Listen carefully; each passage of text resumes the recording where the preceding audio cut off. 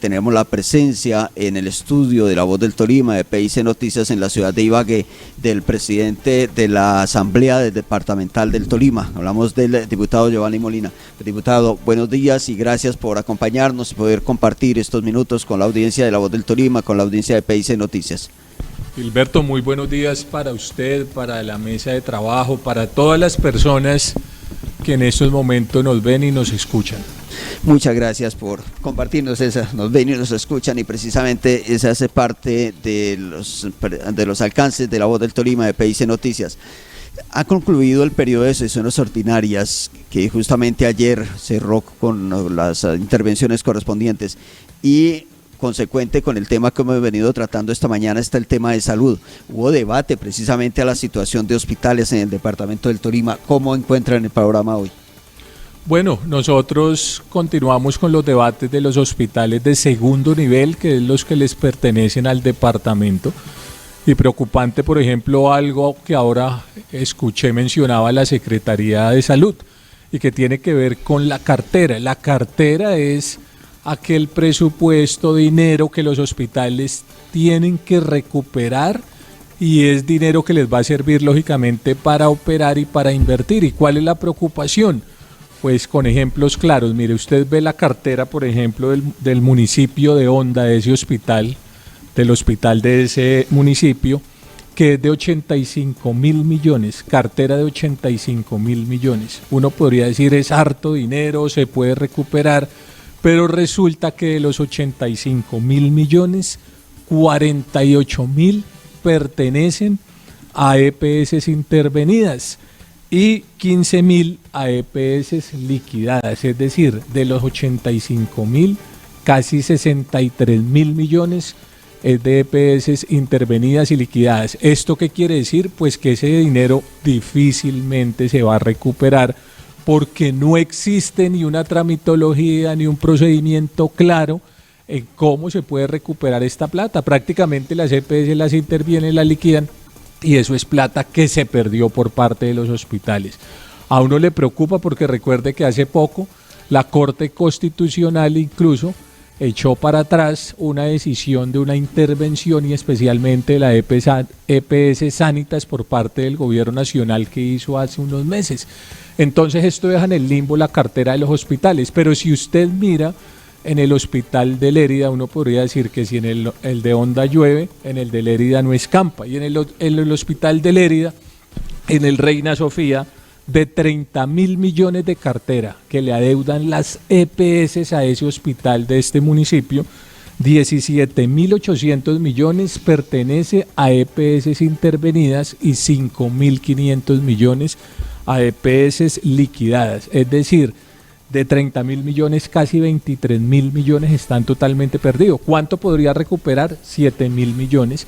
Y eso es una crítica que se hace, porque es que los hospitales necesitan recuperar sus carteras, y el sistema de salud, que está colapsado en el país, pues ahora hace que la salud entre en jaque y que la salud entre en cuidados intensivos, porque difícilmente se puede recuperar este tipo de cartera. Las intervenciones las hace la Superintendencia de Salud, es el mandato que se tiene a nivel constitucional. Viene la liquidación, lo que indica que el mismo Estado hace o contribuye para que no se pague, no le paguen a los hospitales. Claro, pienso que el mismo Estado en este gobierno ha procurado que toda esta crisis se dé. Mire, yo leía un informe de la Contraloría, y ese informe de la Contraloría General de la Nación evidenciaba cuál era el avance de la intervención de esas EPS.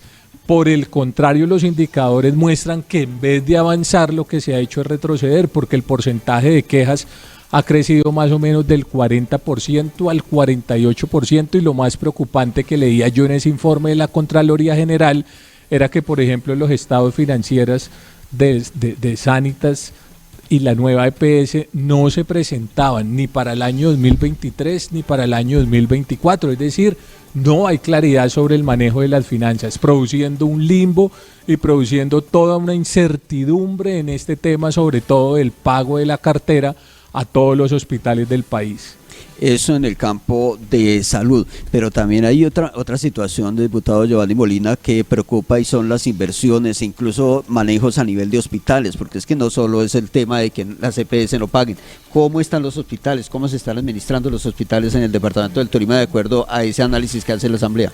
Bueno, lo primero es que uno tiene que revisar una resolución del Ministerio de Salud. Yo creo que desde el punto de vista de responsabilidad hay que siempre verificar esto, que es como el indicador claro. Hospitales, por ejemplo, como el de Lérida, que nosotros analizábamos, el de Honda, están sin riesgo, y eso es importante porque eso permite saber que se le está dando un manejo, digámoslo, adecuado, unos con más temas más concretos, más certeros, con un mejor ejercicio administrativo. Por ejemplo, Honda tiene una gerente que tiene mucha capacidad, la doctora Patricia Nado, mucha responsabilidad, mucha experiencia, y uno mira cómo, por ejemplo, los activos han aumentado, los pasivos han disminuido de 24.000 millones a 8.000 millones, y eso demuestra un ejercicio serio y financiero, que es el que nosotros analizamos precisamente en la Duma departamental. Pues las inversiones creo que hay que seguirlas trabajando, los proyectos por parte del gobierno nacional, que sí hay que reconocer que ellos han invertido en algunos equipos, por ejemplo, para hospitales acá en el departamento, pero es que usted tiene que generar un equilibrio, usted no puede estar dando por un lado y por el otro lado desbalanceando en el tema de las finanzas y haciendo que las EPS, pues en vez de avanzar y pagarle a los hospitales, retrocedan, que es lo que uno puede evidenciar dentro del ejercicio administrativo y financiero, que prácticamente los hospitales hoy viven asando y comiendo con lo necesario. Eso en el campo de salud, nos ocupamos inicialmente de eso por precisamente la demanda que ha iniciado la gobernadora del departamento, que han iniciado los gerentes de diferentes hospitales para tratar de recuperar precisamente los dineros que las EPS no están pagando a los centros asistenciales. Otro tema muy de actualidad y está relacionado con el arrocero, que también invitaron ustedes a representantes del sector. ¿Cómo ve realmente la situación 8 días después de haber levantado el paro? Esa es una situación preocupante. Mire, si uno revisa en la historia, los arroceros han vivido a lo largo de muchos años después de la apertura económica con unos problemas inmensos, porque es que ese sector, hay que reconocerlo, tiene unos problemas estructurales desde hace mucho tiempo y otros problemas que se suman, que fue lo que ellos en abril de este año y otra vez hace unos 15 días, volvieron a salir a las calles, y son acuerdos que el gobierno nacional no ha pactado, o los pactó pero no los ha cumplido. Entonces, en ese sentido, por ejemplo, 21.000 millones para compensar pérdidas, acceso a créditos, el contrabando que entra desde el país hermano Ecuador, líneas de comercialización que no se fortalecen. Esos son problemas que se vienen dando todos los días, pero hay otros problemas que, por ejemplo, todo el mundo sale a cultivar arroz, porque después de la apertura económica el maíz, el algodón, el sorgo prácticamente desaparecieron, y en esa siembra sin ningún criterio, digámoslo así, sin ningún ordenamiento, eso hace también que se produzca una sobreoferta. Es todos esos problemas. Y otro que se viene el otro año los aranceles prácticamente se caen, es a cero precio, y eso va a hacer que arroz de todas partes del mundo prácticamente puedan entrar acá a Colombia y al departamento del Tolima, que hay que plantear, y que creo que en un ejercicio juicioso se planteó con el secretario de Desarrollo Agropecuario. Todas las acciones que ha hecho la gobernadora son interesantes, lo de ayudar a los distritos de riego, lo de firmar con Finagro para créditos prácticamente a cero interés, pero hay que pensar en una visión a los próximos 25 años de cómo ordenamos precisamente la producción en el departamento del Tolima, adecuándonos a una producción organizada, planificada, y que tenga en cuenta todos estos ítems que le acabo de mencionar. Cómo visionamos, cómo organizamos un plan de ordenamiento de producción territorial para que la gente no salga a cultivar de manera indiscriminada, y eso hace, digámoslo así, que haya un orden, que ese plan pueda tener unos recursos, unos objetivos, una meta en los próximos años, y de manera organizada se pueda comenzar a trabajar por fases en cómo podemos de una mejor manera producir ese producto tan importante en el departamento, que significa, mire este dato, El arroz significa el 17.3% del Producto Interno Bruto. Muchas veces mencionamos el café. Claro, el café acá en el departamento del Tolima, en la participación del Producto Interno Bruto es del 23%, pero el arroz el 17%. Quiere decir que si nosotros dejamos de caer este producto, pues decae la economía, el Producto Interno Bruto, y lógicamente muchas familias que hoy viven de este cereal que es cultivado y que todos comemos arroz, desde el estrato 1 hasta el estrato 6. Diputado, ustedes como Asamblea del Tolima han intentado un acercamiento con el gobierno nacional, de pronto hacer este tipo de propuestas. Nosotros en el primer paro nos organizamos 7 asambleas de diferentes departamentos productores de arroz. Nosotros presentamos 7 propuestas ante el gobierno nacional y un compañero precisamente de la Confederación de Diputados tuvo la oportunidad de socializarlas allá en Bogotá. Nosotros apoyamos ese primer momento que terminó en 5 acuerdos prácticamente, y son los acuerdos que desde el mes de abril los arroceros mencionaron hace 15 días que no se habían cumplido, y en ese sentido pues esperamos que ahora sí se cumplan, con un precio que se estableció más o menos de carga de 198.000 pesos, un precio que prácticamente no les está dando utilidades, pero tampoco les da pérdidas. Esperemos que se cumpla y que no queda solamente en el papel.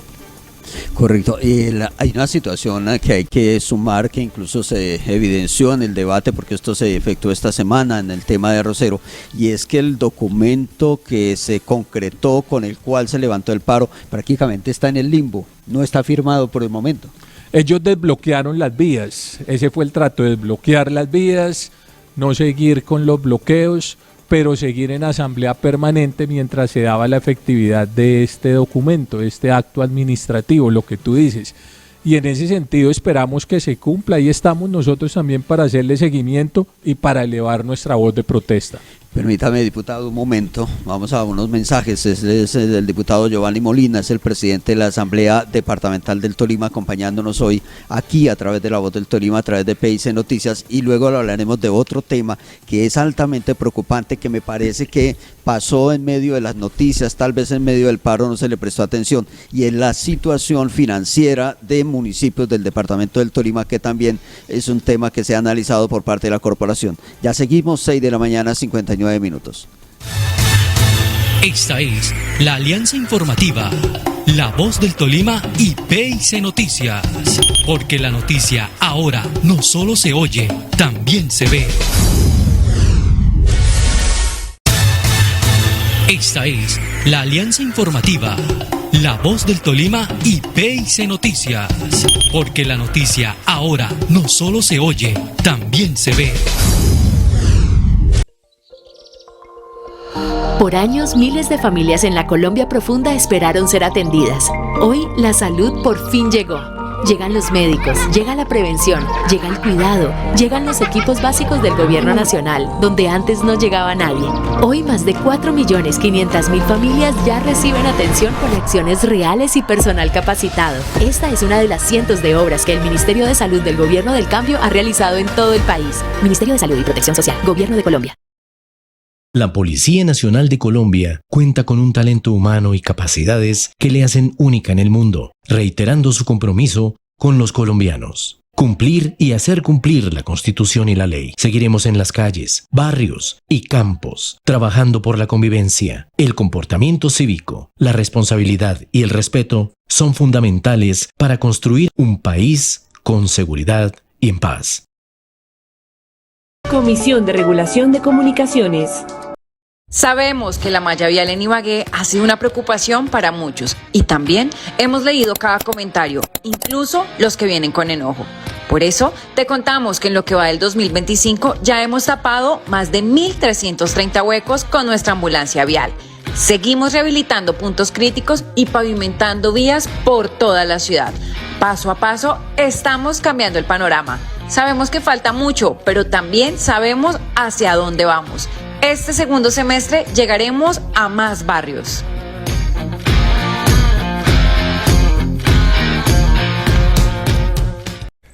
Superprecio Loco ya está aquí. ¡Superprecio Loco! Con los descuentos de locura. Desde el viernes 25 de julio hasta el martes 5 de agosto de 2025. En todos nuestros puntos de venta y mercacentro.com. ¡Qué locura! Superprecio Loco ya llegó. ¡Corre! Son pocos días. No te lo pierdas. Mercacentro es de todos, es de aquí. Aplica en términos y condiciones.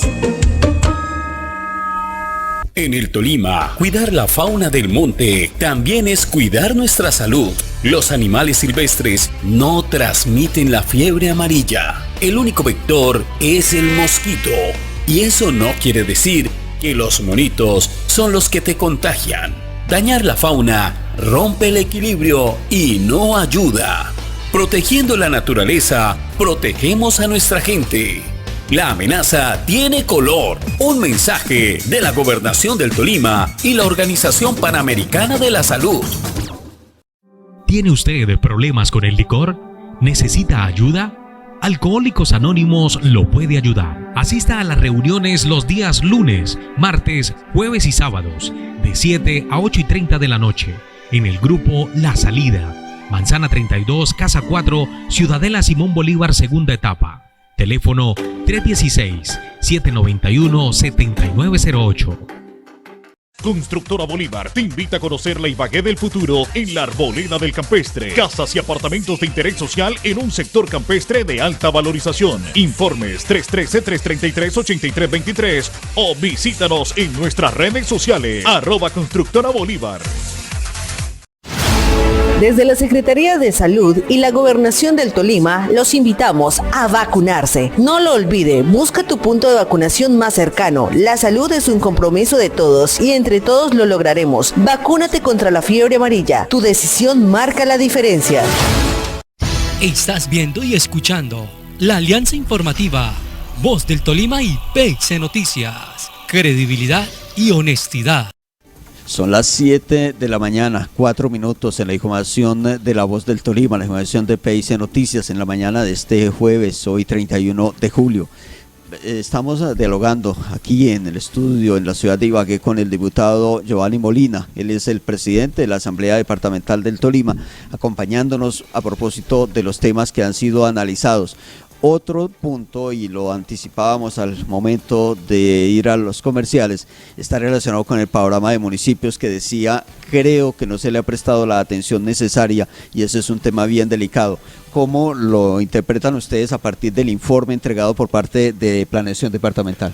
Mire, este es un informe precisamente a manera informativa para utilizarlo, para aprovecharlo, porque la Secretaría de Planeación hace a través de una de sus direcciones un ejercicio que es el seguimiento a toda la situación fiscal y financiera de los municipios. ¿Y por qué es importante? Porque como todo se estandariza, pues hay un indicador de ley 617, que ese indicador de ley 617 lo que hace es verificar cómo es el manejo de los ingresos corrientes, ¿cierto?, versus los gastos, y en ese sentido saca un porcentaje y ese porcentaje es al cual, digámoslo así, en ese indicador no se pueden tanto acercar o sobrepasar sobre todos los municipios.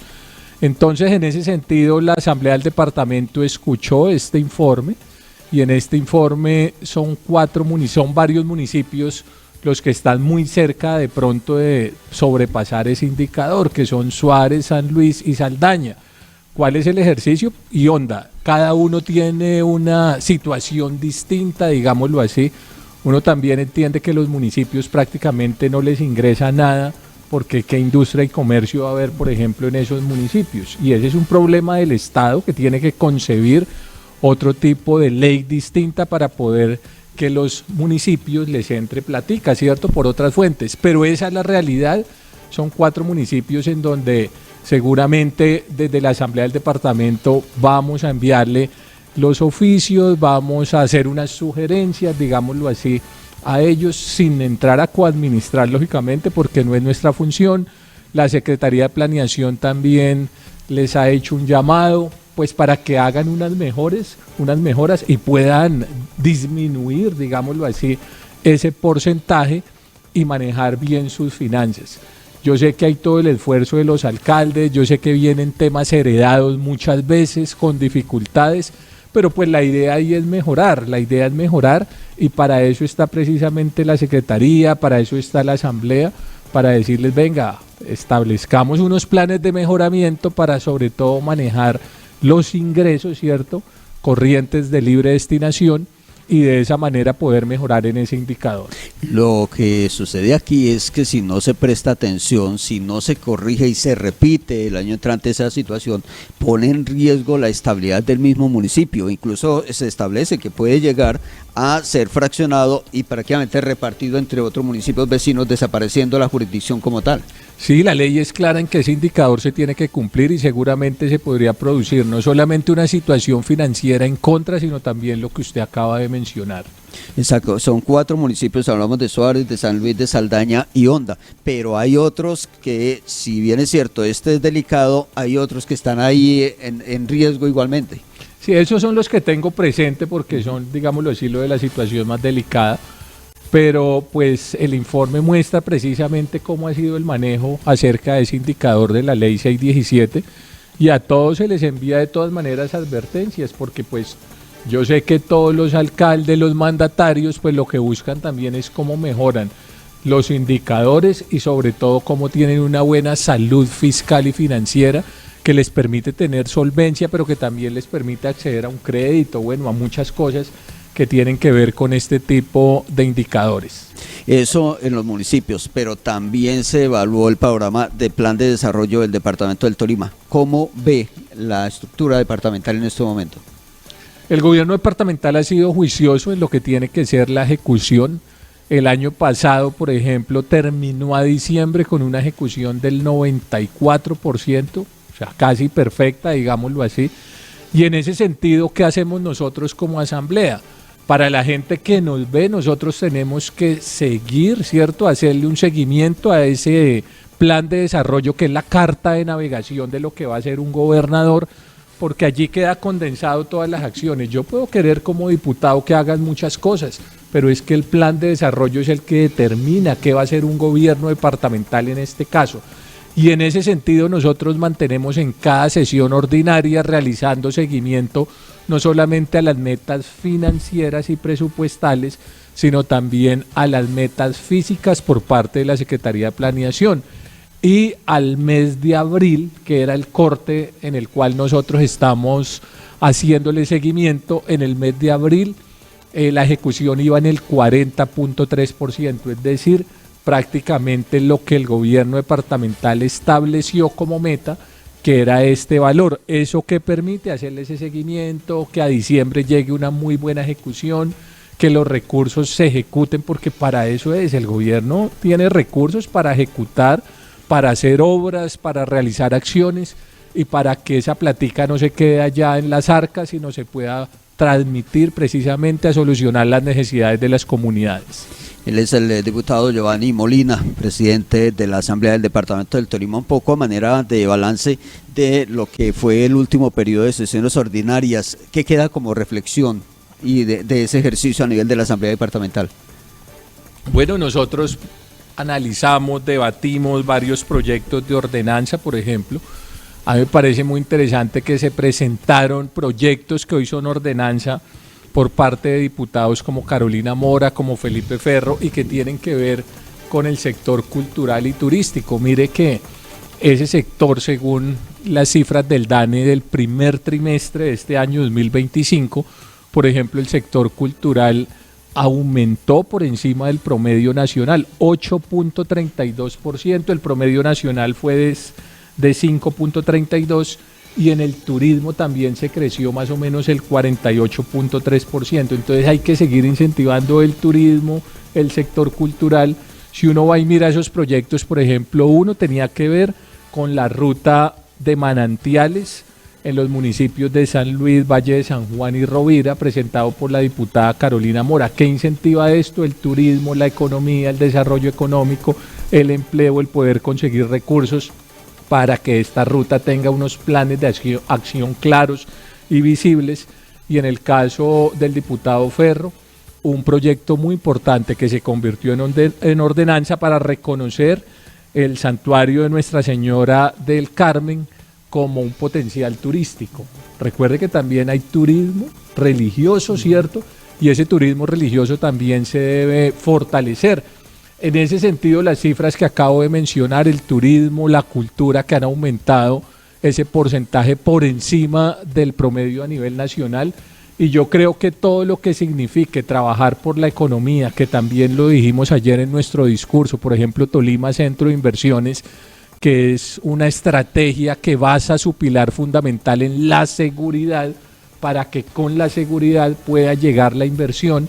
Pues mire cómo ha logrado que varios inversionistas lleguen. Miren hoy el Tolima, inversiones en Prado, en Venadillo turísticas, pero también la trilladora de James Rodríguez, ¿cierto? Y otros tantos proyectos que se pretenden implementar y que han hecho que, por ejemplo, el Producto Interno Bruto del departamento del Tolima hubiese crecido 2.6%. Creció por encima de los otros departamentos, y eso significa que estamos por el buen camino, que el gobierno departamental está haciendo un ejercicio interesante apostándole al desarrollo económico para encontrar unas alternativas diferenciales y distintas.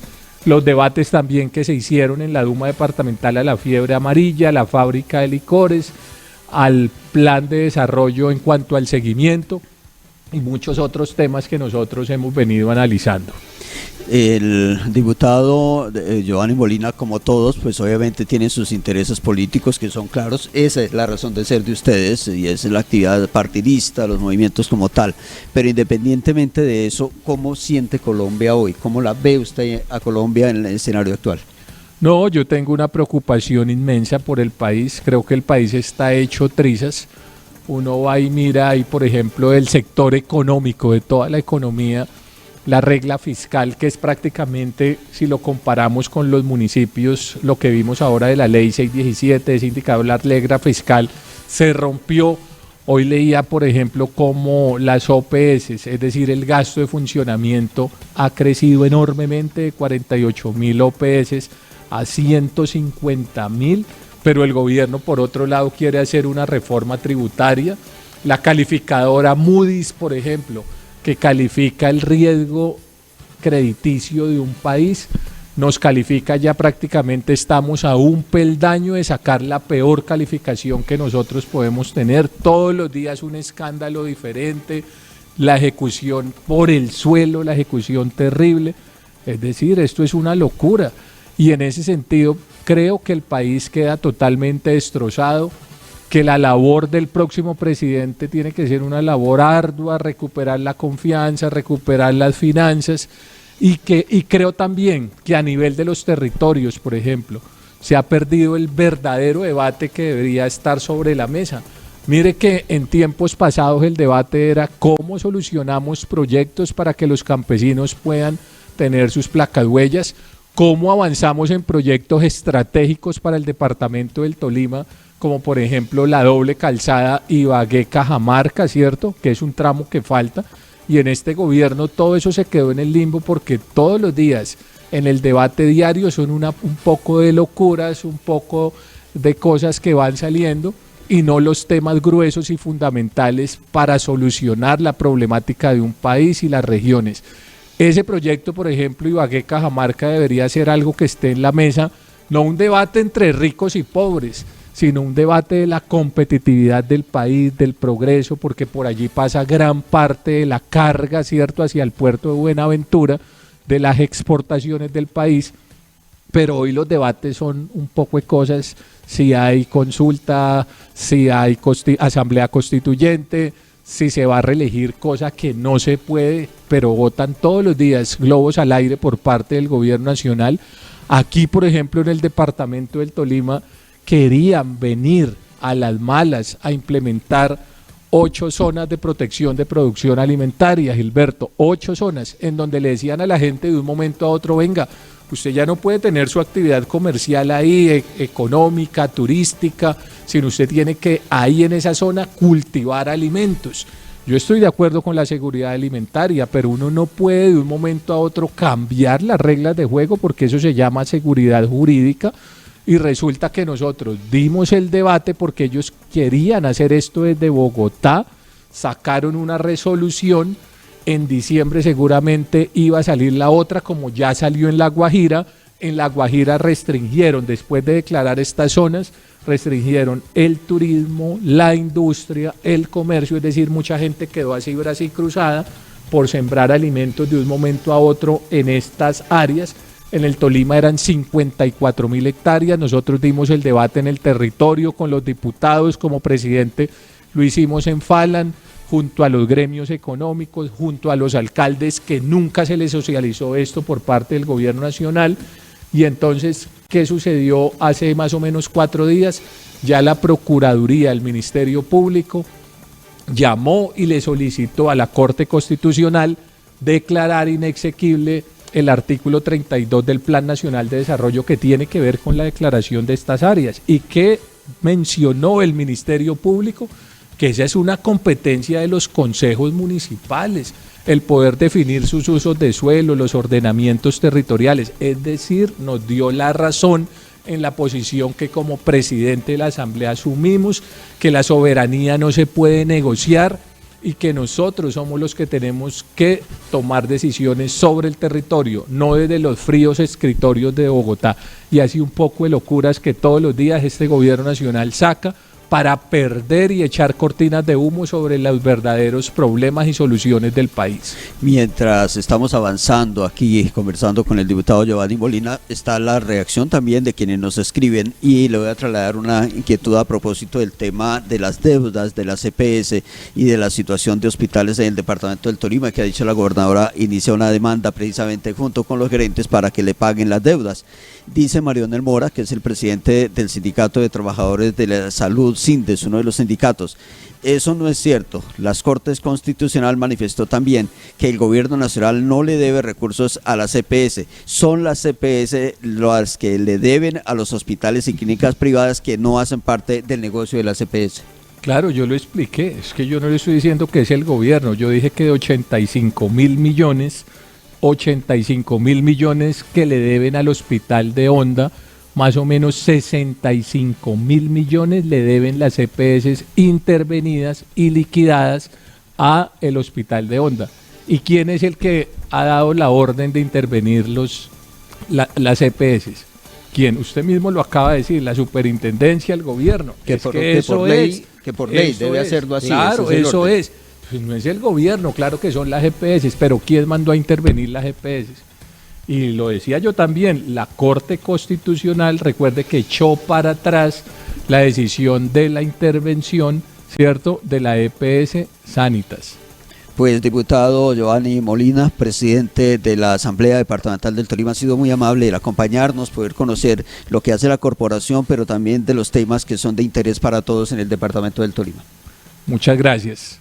Gracias. El diputado Giovanni Molina hoy acompañándonos aquí en la información de La Voz del Tolima, la información de PIC Noticias a propósito ayer de la clausura del periodo de sesiones ordinarias, que vuelve a ordinarias ¿en qué momento? Octubre y noviembre. Ya para presupuesto del año entrante. Así es. Es el tema central.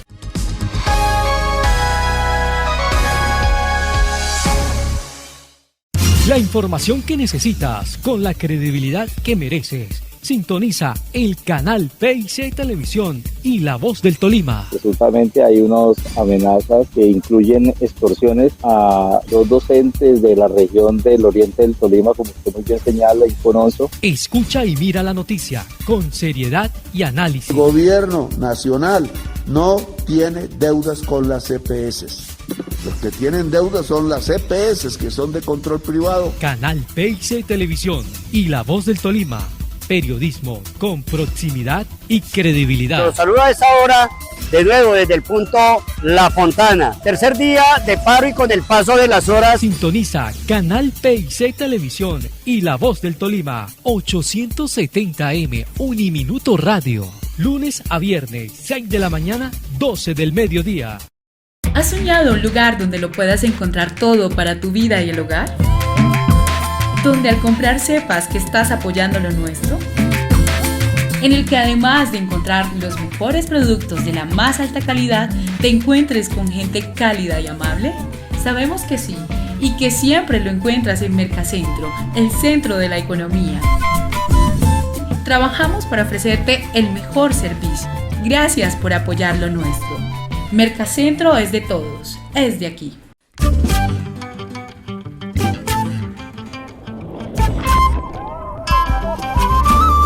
¿Estás listo para descubrir la adrenalina pura? Bienvenidos a Madre de Agua en el Parque Caiqué. Aquí te espera una aventura extrema que pondrá tus sentidos a prueba desafiando tu valentía. 5 megatoboganes diseñados para que sientas la fuerza y la magia del agua, inspirados en los ríos y cascadas más emblemáticos del Tolima. Cascada Las Mieles te lanza en una caída imparable, como la icónica cascada de Melgar, una emoción de otro nivel. Revive la majestuosidad del río Amoyá. Siente la velocidad del agua en el torrente del Gualí, un descenso inigualable, pura adrenalina. Déjate llevar por la danza del Totare, un recorrido lleno de giros y emociones que te harán vibrar. Y si eres de los que ama las curvas, el remolino del Conveima te lleva un viaje de adrenalina pura. Todo esto te espera en el Parque Caiqué, a solo 20 minutos del casco urbano de Ibagué. Madre de Agua te está esperando. ¿Te atreves a vivir esta experiencia extrema?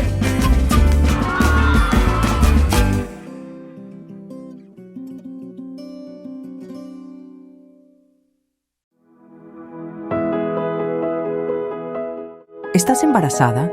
Entonces escucha con atención. Los controles prenatales no son opcionales, son esenciales. Desde el primer trimestre, acudir al médico te permite detectar a tiempo complicaciones, saber si el bebé está creciendo bien, prevenir enfermedades que pueden poner en riesgo tu vida o la de tu hijo. No esperes a sentirte mal. Tu salud empieza con el primer control. Cuida tu embarazo desde el inicio, porque cada semana cuenta. Dar vida sin perderla. Gobernación del Tolima. ¿Tiene usted problemas con el licor? ¿Necesita ayuda? Alcohólicos Anónimos lo puede ayudar. Asista a las reuniones de lunes a sábado, desde las 7 a las 8:30 de la noche, en el Grupo Serenidad, en la Manzana N, Casa 129, San Simón, Parte Baja. Teléfono 320-314-4419.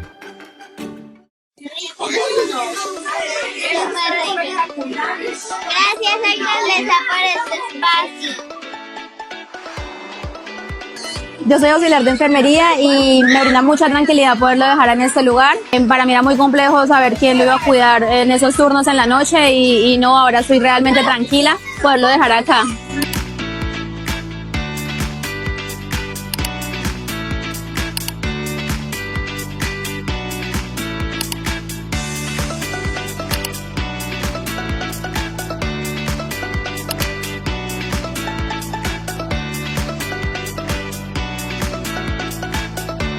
Mientras que mi mamá estudia, yo vengo acá, me divierto y puedo hacer que mi mamá esté tranquila.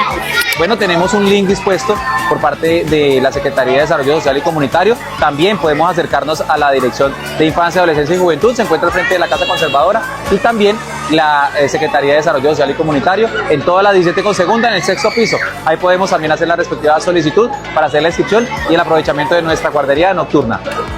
Recuerda, será desde los 2 años hasta los 11, totalmente gratuito. Constructora Bolívar te invita a conocer la Ibagué del futuro en la Arboleda del Campestre. Casas y apartamentos de interés social en un sector campestre de alta valorización. Informes 313-333-8323 o visítanos en nuestras redes sociales @Constructora Bolívar.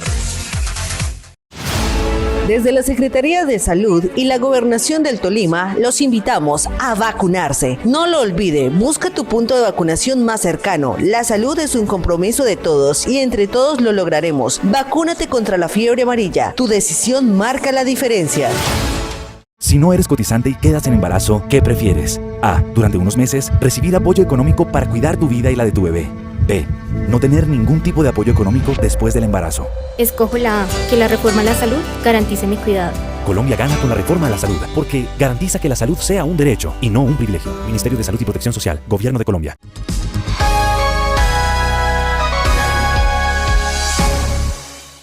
El doctor Armando Solarte es un ibaguereño que está marcando una nueva era en temas de salud. Es médico cirujano, doctor en neurociencia cognitiva aplicada, investigador y creador en psiconeuroinmunoterapia, que ya vamos a entender básicamente qué significa. Tiene una extensa hoja de vida. pero lo más importante de él es que está trabajando para mejorar la calidad de vida de la gente en el mundo, no solamente en la ciudad de Ibagué. Es médico cirujano conferencista internacional, un doctorado en neurociencia, como lo decíamos, en neurociencia cognitiva aplicada. Ha transformado el enfoque terapéutico tradicional en la creación de una estrategia de curación muy interesante que vamos a ir conociendo en contados minutos, y él está con nosotros. Realmente la hoja de vida es muy extensa, si la leo se me va todo el tiempo aquí del noticiero contándoles quién es el doctor Armando. Más bien lo voy a presentar para que lo conozcamos. Doctor, bienvenido, gracias por estar con nosotros.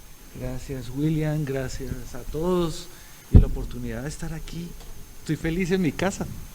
Está feliz en su casa porque es que el doctor es ibaguereño y nos decía además que es de aquí, del centro de la ciudad en donde tenemos los estudios, así que está realmente familiarizado. Doctor, bueno, comencemos un poco con esta presentación. Seguramente la gente se pregunta primero, ¿qué es la neurociencia?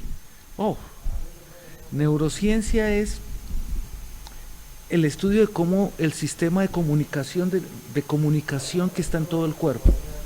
Porque yo no puedo separar el cuerpo, del sistema nervioso, no puedo separar el pensamiento de las sensaciones y de las emociones. La locura de las personas es creer que lo que uno piensa es diferente a lo que siente, diferente a lo que hace, cuando hay una secuencia. Y eso explica el por qué las enfermedades se vuelven crónicas.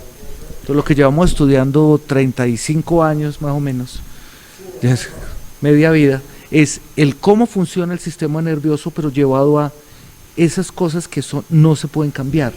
Entonces está desde los diagnósticos de enfermedades que se consideran intratables, ¿sí? O lo que dice, ya no hay nada que hacer. Yo me pongo muy feliz porque siempre hay mucho para hacer. Y si uno cambia cualquier ruta neurológica, puede cambiar toda la actividad fisiológica. ¿Qué quiere decir esto? Que lo que uno vive tiene que ver es con cómo se activó la electricidad, y la electricidad cambió la química del cuerpo. Entonces, claro, los pensamientos no están en el aire, los pensamientos en actividad eléctrica y química, y las conductas que son generadas por esa actividad eléctrica y química que cambian las sensaciones, que crean las emociones, que crean la imaginación. Entonces las personas resultan viviendo en una repetición constante del cómo lo que aprendieron. Entonces algo así como tropecé de nuevo con la misma piedra. ¿Qué significa? Es que aprendió a enamorarse de un tipo de personajes y crea un filtro de percepción, se llama un sesgo neurológico, y con ese sesgo toma decisiones, pero eso es un automático. Cuando la persona dice yo quisiera una persona y la describe como le gustaría, y el universo se la manda, y cuando llega dice ay, qué aburrido, entonces prefiere al malandro que le duela. Y la cuestión ahí es que así como pasa con las relaciones, nos pasa con la salud física, mental, emocional y con la prosperidad económica, porque la inteligencia no tiene que ver con como el don que te dieron cuando naciste, no, la inteligencia es algo que está construyendo, pero depende del punto de vista, dónde pusiste la nariz, cómo estás enfocándote, en qué te estás enfocando en ese momento, hace que veas oportunidades o problemas. Entonces la realidad es real hasta que cambia, la realidad es real hasta que uno cambia el punto de atención, y cuando cambia el punto de atención la realidad puede cambiar en un segundo, y por eso es importante soltar. Imagínate esto, tú agarras, si tú tienes algo agarrado acá y dices deme, ¿puedes recibir? No puede. No puedes. ¿Y por qué? Las personas, ¿cómo viven? Deme, pero no va a soltar nada. Si uno no suelta, ¿cuándo va a recibir? Entonces, no se sana, sigue cometiendo los mismos errores, no puede perdonarse a sí mismo y menos a otros. Doctor Armando, escuchándolo atentamente, aquí está trabajando el aspecto del cerebro, de la energía, de la mente. Sí. Dice que muchas veces las cosas o las enfermedades, para ir más específicamente, se originan también en la mente. Cuando uno asiste al médico, al comienzo el médico le dice, su papá de qué sufrió, qué murió, su mamá de qué sufrió, de qué murió.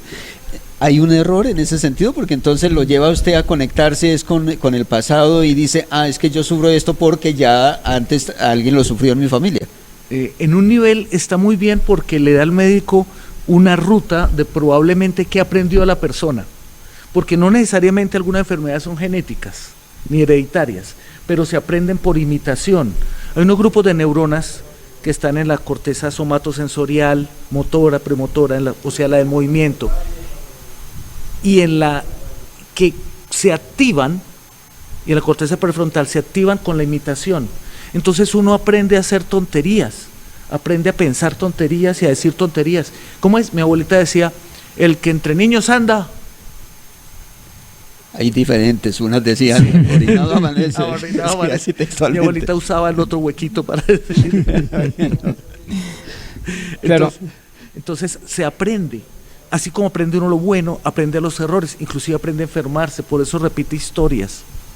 Entonces no es suficiente con ser inteligente. De hecho, ¿no han notado que la gente que es muy inteligente sufre más? Se complica más la vida.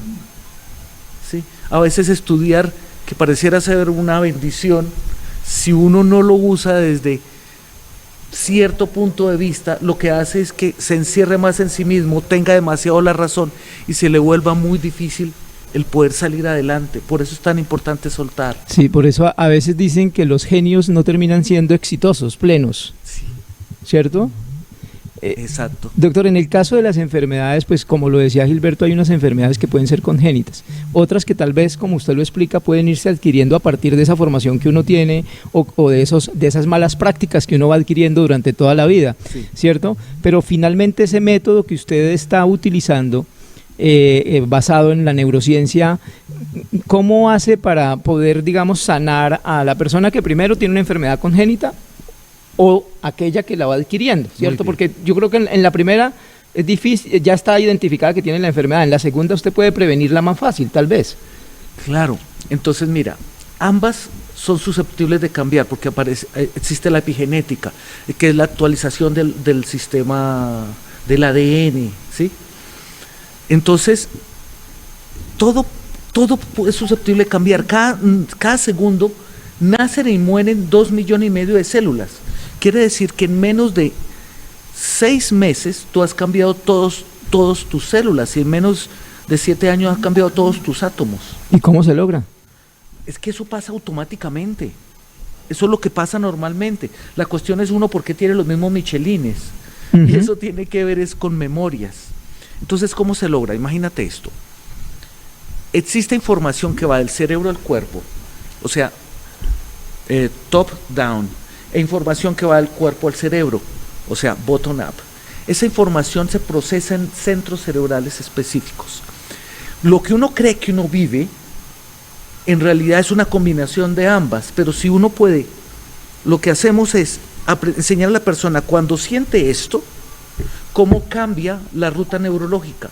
¿Por qué? Porque cuando tú dices que te cae mal a alguien, no es que te caiga mal, es que hay un reflejo neurológico en que solo pensar o verlo hay una sensación física. La sensación fisiológica va de abajo arriba llevando una información que se activa el sistema simpático y empieza a defenderse y uno empieza a buscar las cosas malas, así se haya portado bien.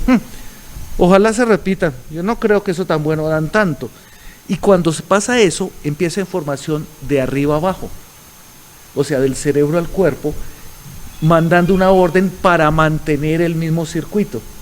Entonces se vuelven profecías autocumplidas porque la persona, sobre sus sensaciones, crea los filtros de percepción, la manera de ver el mundo, sobre lo que está sintiendo.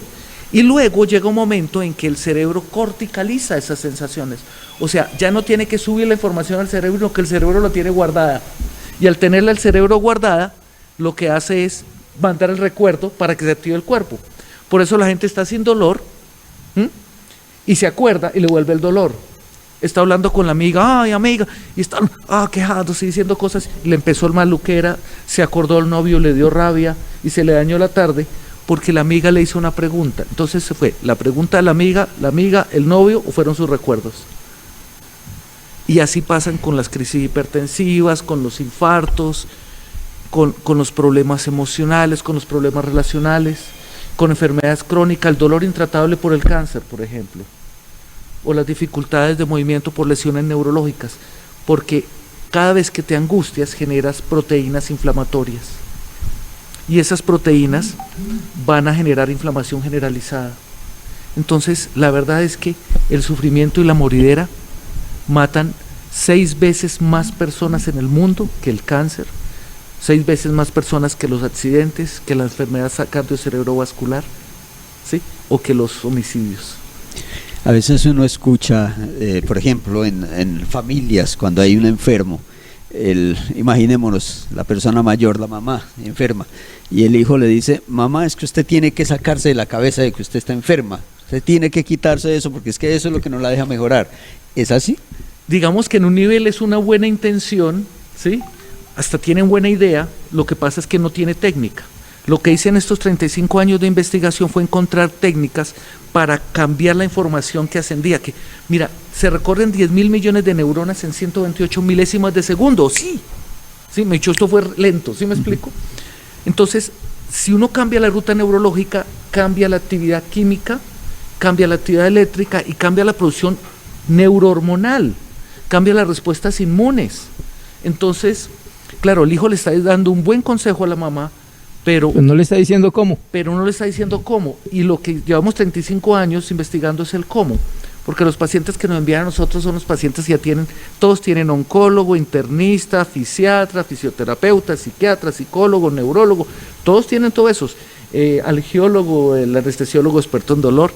¿Y por qué siguen enfermitos? Porque hay circuitos que están subiendo, llevando información, otros haciendo como un cortocircuito, por decirlo así, a nivel medular, y otros sacan la cabeza. Entonces uno se acuerda o por un sonido, se acuerda porque alguien dijo, se acuerda porque se contrajo un músculo y se reactiva todas las secuencias. Entonces esas secuencias hay que suspenderlas. Y ahí es donde está el método que usted ha desarrollado. Correcto. El método que usted denomina psiconeuroinmunoterapia. Sí, PNIT, técnica Solarte. Exacto. ¿Y ese método cómo funciona?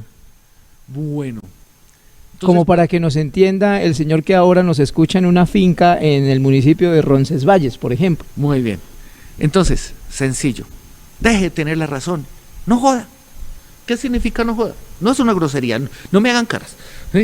No joda es no juzgue, no critique, no tenga la razón, no se justifique. No moleste. No se defienda, ¿sí? Y no sufra. Porque cuando usted hace eso, está creando un recuerdo.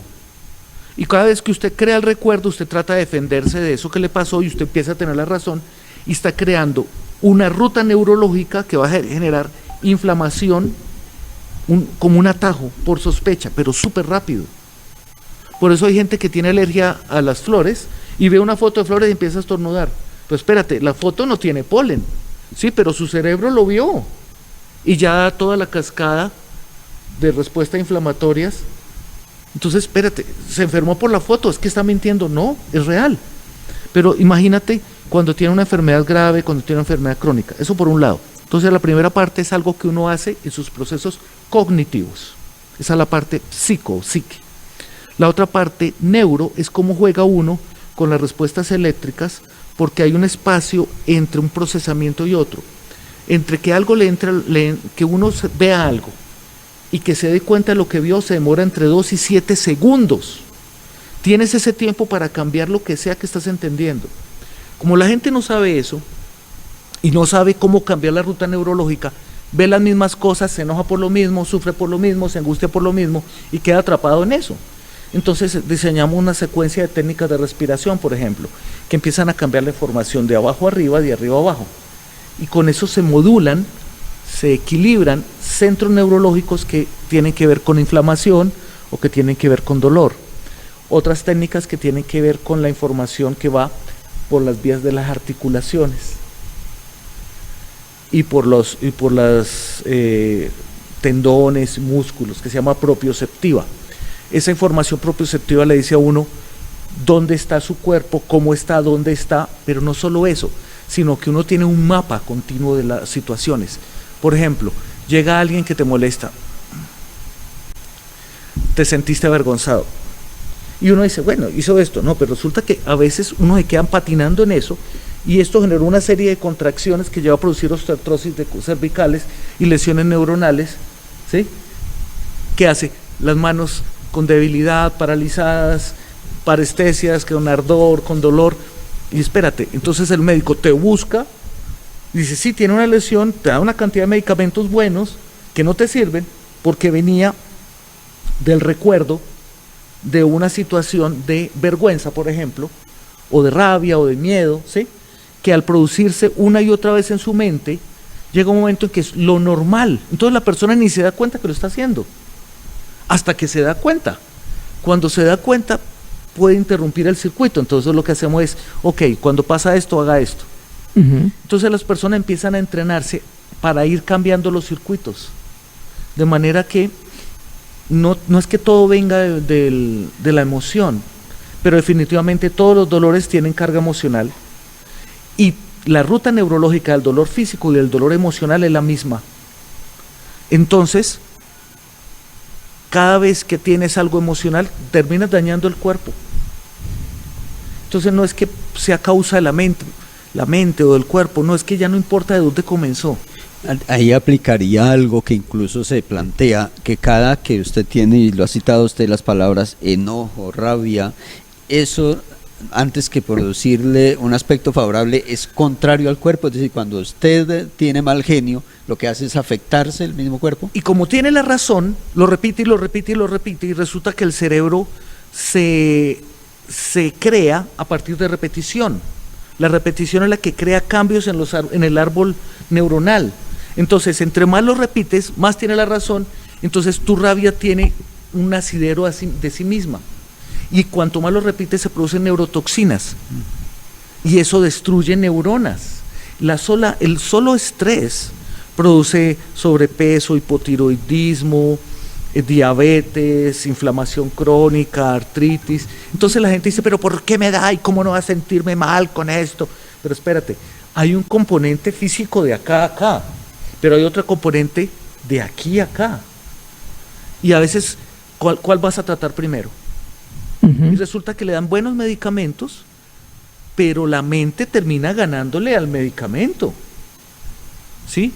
La voluntad, y la voluntad es lo que la gente dice, es que esta es mi vida, esta es mi realidad. Naranjas, la realidad no es esa. Uno crea la realidad, nota, uno no vive para atrás, uno vive para adelante. Que usa la memoria para cambiar lo que va a hacer. Entonces hay que soltar algunos patrones de memoria, porque mientras lo siga usando, va a tener la razón, va a seguir igual, y va a seguir creando la misma realidad. Por eso hay gente que todo le sale bien y tiene un problema y le va mejor. ¿Qué fue lo que hizo? Se olvidó de todo eso para atrás y dice, lo que yo quiero es esto. Claro, ahora doctor, la gente se preguntará, bueno, si yo tengo una enfermedad grave, un cáncer, y me voy al tratamiento con el doctor Armando Solarte, ¿tengo que abandonar lo que ya me ha hecho o el tratamiento que tengo con el médico habitual de la medicina pues tradicional? No. ¿O son dos, digamos, tratamientos que se complementan? Se complementan. De hecho yo siempre les digo, ¿qué le están haciendo? Siga con lo que está haciendo. Pero yo no uso medicamentos. Yo le enseño cómo usar su sistema nervioso. Yo no uso, ¿sí? Y de hecho, lo que te contaba ahorita, que todos mis pacientes tienen 5, 6, 7 especialistas simultáneamente atendiéndolos. Pero lo que yo hago es enseñarle a cambiar la fisiología. Entonces el paciente empieza a mejorar sus variables y a bajar la presión arterial. Ya no le duele ya la quimio que le daba respuestas exageradas, ya no le da mucho dolor, sí, ya solo le da un pequeño sueñito nomás. Ya la depresión disminuyó o empezó a dormir bien. Entonces negocia con su médico, bajemos la dosis. Entonces, yo nunca le toco los medicamentos a ningún colega. ¿Cómo? Qué falta de respeto. Pero sí le puedo ayudar en ese pedacito, ¿sí? Que el colega le dice al paciente, usted tiene que estar más tranquilo. Pero usted también diagnostica, es decir, el paciente que no está en un tratamiento, pero que se siente mal porque le duele el cuerpo, porque, bueno, tiene cualquier síntoma y llega a su consultorio, ¿también usted lo diagnostica y lo pone en un tratamiento? Soy médico. Entonces, claro, yo es que diseñé 254 técnicas en estos 35 años de investigación, no hago más. Entonces, claro, pero a veces es, oye, esto veámoslo con el nefrólogo. Yo le sigo haciendo mi parte y el nefrólogo que haga su parte, ¿sí? Oye, esto veámoslo con tu oncólogo, ¿sí? Hay cosas que hay que operar. Claro. Operémosla.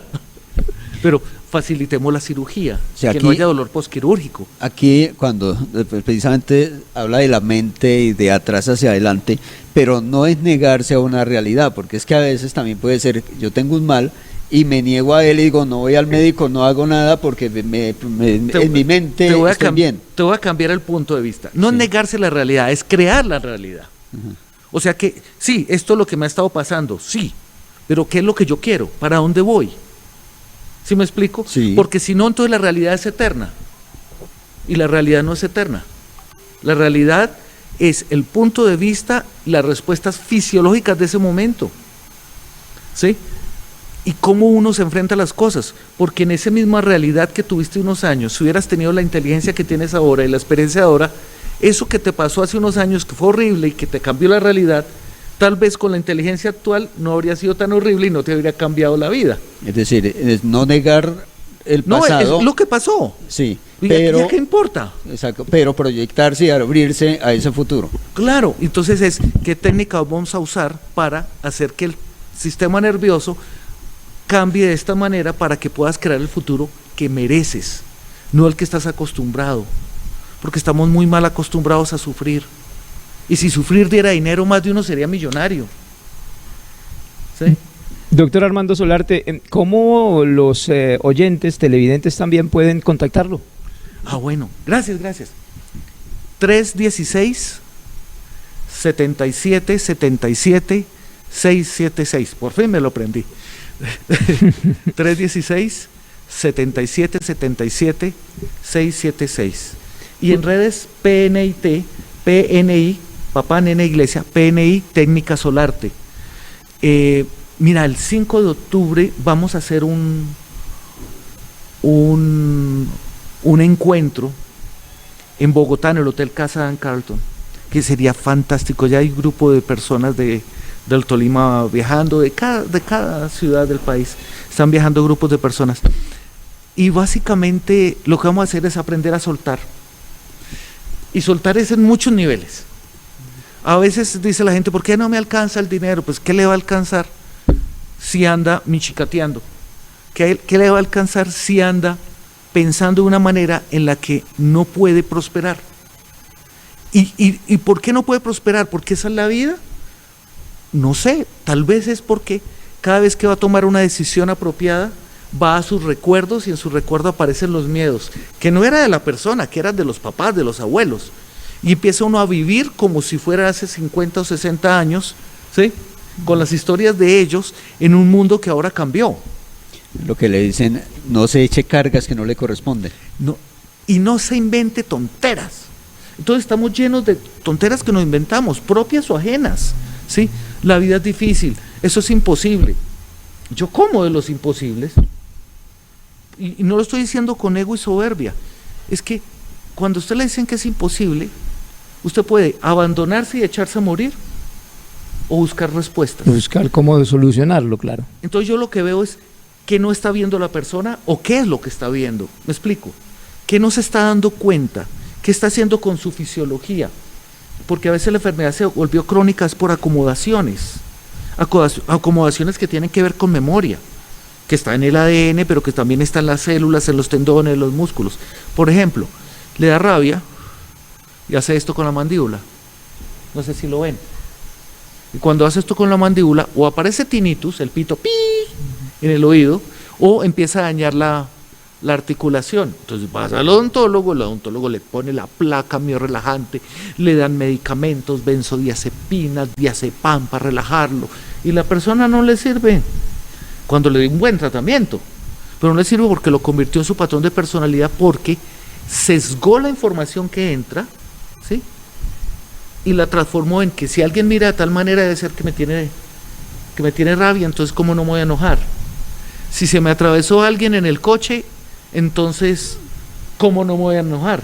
Espérate, ¿se me atravesó o yo creí que se me atravesó? Qué bueno que tengo frenos. ¿Será que el otro va con diarrea? O sea, cómo nos volvemos víctimas del mundo. Entonces en ese victimario del mundo hay gente o que se vuelve así y termina haciendo un hipotiroidismo, ¿sí? O los que se vuelven así y terminan haciendo crisis hipertensivas, daños en corazón, en riñones, en hígado, en fin, dañando la mandíbula, luego teniendo dolores de cabeza eternos, al que el neurólogo lo trabaja y no le funciona suficiente porque le está ganando su anticipación de tener la razón, en la que se enfrenta a cosas que no tienen que ver con lo de ahora, sino con el pasado. Claro, doctor, usted es ibaguereño, nos daba ahorita los datos de cómo contactarlo. ¿Tiene consultorio en Ibagué o en Bogotá únicamente? Pues mira, estoy por todos lados porque ahora los procesos los hacemos virtuales. Ah, bueno. Yo estoy feliz con eso. Las nuevas tecnologías. Las nuevas tecnologías, entonces estamos con el grupo de pacientes y cada uno está en su casa con su familia. Muy bien, ¿y qué tiene? Tal cosa. Muy bien, hagan todos, practiquen esta técnica. Ah, me mejoré, gracias. Empiezan a contar. Bravo. Por ahí uno dice, ¿y por qué mejoró? Y los demás le contestan, practique. Entonces, claro, en lugar de gastarse unos 15 minutos, media hora, una hora, ¿sí? Y qué chévere, pero me hace falta más. Puedo estar 3, 6, 9 horas y se va a mejorar o se va a mejorar. ¿Sí me explico? Entonces el 92% de nuestros pacientes tienen mejorías significativas. Una recomendación final para quienes nos escuchan, doctor Solarte. Bueno, o un consejo. Un consejo. El primero, deje de tener la razón, deje de estar justificándose. Sí, usted ha sufrido, sí le ha dolido, pero ya no lo defienda más, porque cuanto más lo defiende, más se acostumbra, ¿sí? Segundo, sígame en redes porque hay una cantidad de meditaciones, técnicas colgadas, ¿sí? Y si me ven rosario es porque hay partes que no se curan sino con intervención del de arriba, y es así, ¿de acuerdo? Aunque sea neurociencia. Y 3, saquen el ratico, 5 de octubre en Bogotá. O sea, sí, tiene que ir donde la tía, no vaya donde la tía y más bien vaya con su familia, porque lo que vamos a hacer es meternos en el cerebro, ir a borrar cosas del pasado, ir a crear cosas del futuro para que usted pueda soltar la vida que tiene y agarrar la vida que quiere. Qué interesante. ¿Solo presencial esa va a sesión? ser presencial. Esa va a ser un encuentro presencial porque mis pacientes, tenemos pacientes en todo el mundo, gracias a Dios. Entonces decía, en cada país hacemos un encuentro al año. Entonces este va a ser el de este año. Muy bien y muy interesante en Bogotá. Sí. En el Hotel Dan Carlton. Dan Carlton, el 5 de octubre. Y en redes PNI Técnica Solarte. Papá Nena Iglesia Técnica Solarte. Y les va a servir muchas cosas. Así no vayan, pero les va a servir. Pues sí, doctor, agradecemos mucho que nos haya aceptado esta invitación, que haya pues podido hablar con sus coterráneos, con los ibaguereños, con los tolimenses, sí. Que esté usted pues dejando el nombre en alto el del departamento del Tolima y el de Colombia con sus especialidades, pero sobre todo con esa formación que nos cuenta ha tenido ya a lo largo de toda esta carrera profesional como médico, cirujano y ahora aplicándolo en la neurociencia, y esperemos que podamos ir a Bogotá, nos entusiasma ir realmente. Cordialmente invitados, saquen el ratico y nada, ¿qué quiere? ¿Tener la razón y seguir igual o paz en el corazón? Usted decide.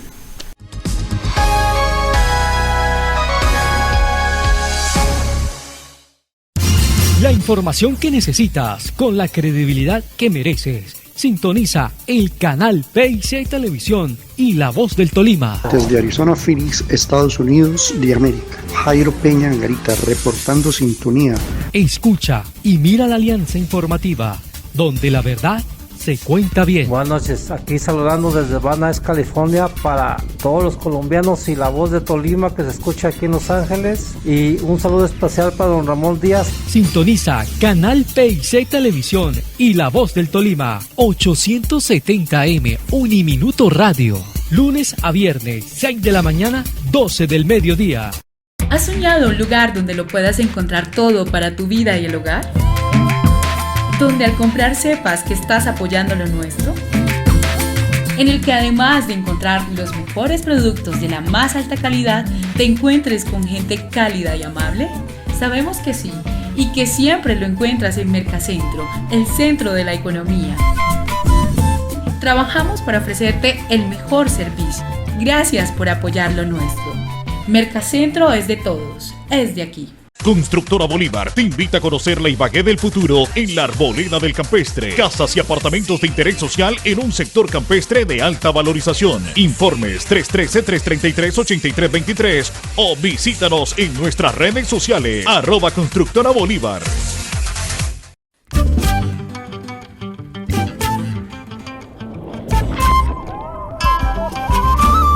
¿Estás listo para descubrir la adrenalina pura? Bienvenidos a Madre de Agua en el Parque Caiqué. Aquí te espera una aventura extrema que pondrá tus sentidos a prueba desafiando tu valentía. 5 megatoboganes diseñados para que sientas la fuerza y la magia del agua, inspirados en los ríos y cascadas más emblemáticos del Tolima. Cascada Las Mieles te lanza en una caída imparable, como la icónica cascada de Melgar, una emoción de otro nivel. Revive la majestuosidad del río Amoyá. Siente la velocidad del agua en el torrente del Gualí, un descenso inigualable, pura adrenalina. Déjate llevar por la danza del Totare, un recorrido lleno de giros y emociones que te harán vibrar. Y si eres de los que ama las curvas, el remolino del Conveima te lleva un viaje de adrenalina pura. Todo esto te espera en el Parque Caiqué, a solo 20 minutos del casco urbano de Ibagué. Madre de Agua te está esperando. ¿Te atreves a vivir esta experiencia extrema?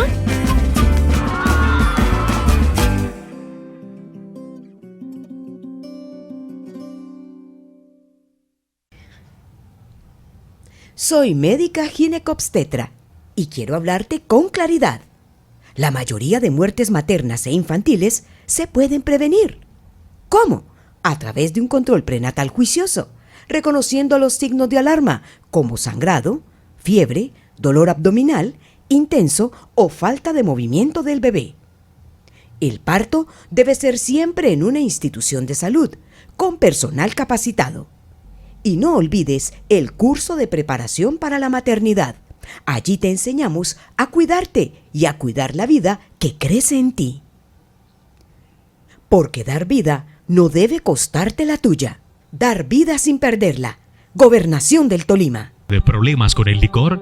¿Necesita ayuda? Alcohólicos Anónimos lo puede ayudar. Asista a las reuniones de lunes a sábado, desde las 7 a las 8:30 de la noche, en el grupo Serenidad, en la Manzana N, Casa 129, San Simón, Parte Baja. Teléfono 320-314-4419. Desde la Secretaría de Salud y la Gobernación del Tolima, los invitamos a vacunarse. No lo olvide, busca tu punto de vacunación más cercano. La salud es un compromiso de todos y entre todos lo lograremos. Vacúnate contra la fiebre amarilla. Tu decisión marca la diferencia.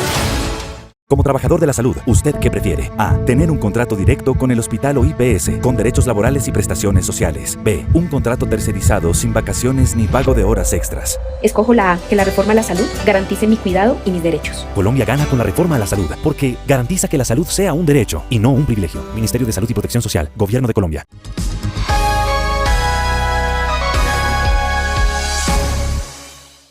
Mucha atención, el tema de las obras del acueducto complementario siguen dando de qué hablar.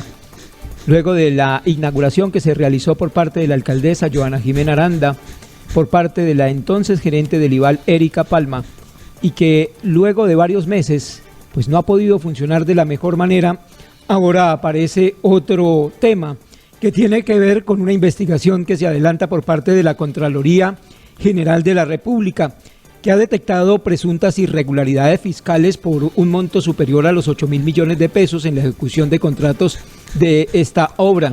Estos contratos adjudicados y ejecutados durante la gerencia de Erika Palma al frente del IVAL, empresa de acueducto del municipio. El informe técnico de auditoría emitido por el ente de control fue contundente: incumplimiento material adverso, señala, acompañado de una calificación de ineficiencia en el sistema de control interno de la propia empresa IVAL. Los hallazgos productos de esta intervención funcional de oficio señalan pagos injustificados, obras sin sustento técnico y redes de acueducto construidas sin cumplir con los diseños aprobados, lo que ha comprometido el acceso al agua potable en las comunas 12 y 13, que fue en las comunas para donde inicialmente iba a ser efectivo el acueducto. En concreto, se identificaron 10 hallazgos fiscales con presunta incidencia por más de 8.271 millones de pesos. Uno de ellos, por 5.506 millones, corresponde a redes de distribución que, a pesar de haberse ejecutado, no cumplen con los requerimientos técnicos necesarios para garantizar el servicio de agua potable. Y esto podría, Gilberto, explicar precisamente el por qué todavía el acueducto no funciona de la mejor manera. La Contraloría General de la República, precisamente al pronunciarse sobre el tema, da cuenta que a través de la Contraloría Delegada para el sector vivienda y saneamiento básico realizó auditoría de cumplimiento de los recursos destinados a la construcción del acueducto complementario de Ibagué, en la que determinó precisamente los hallazgos fiscales por 8.271 millones de pesos.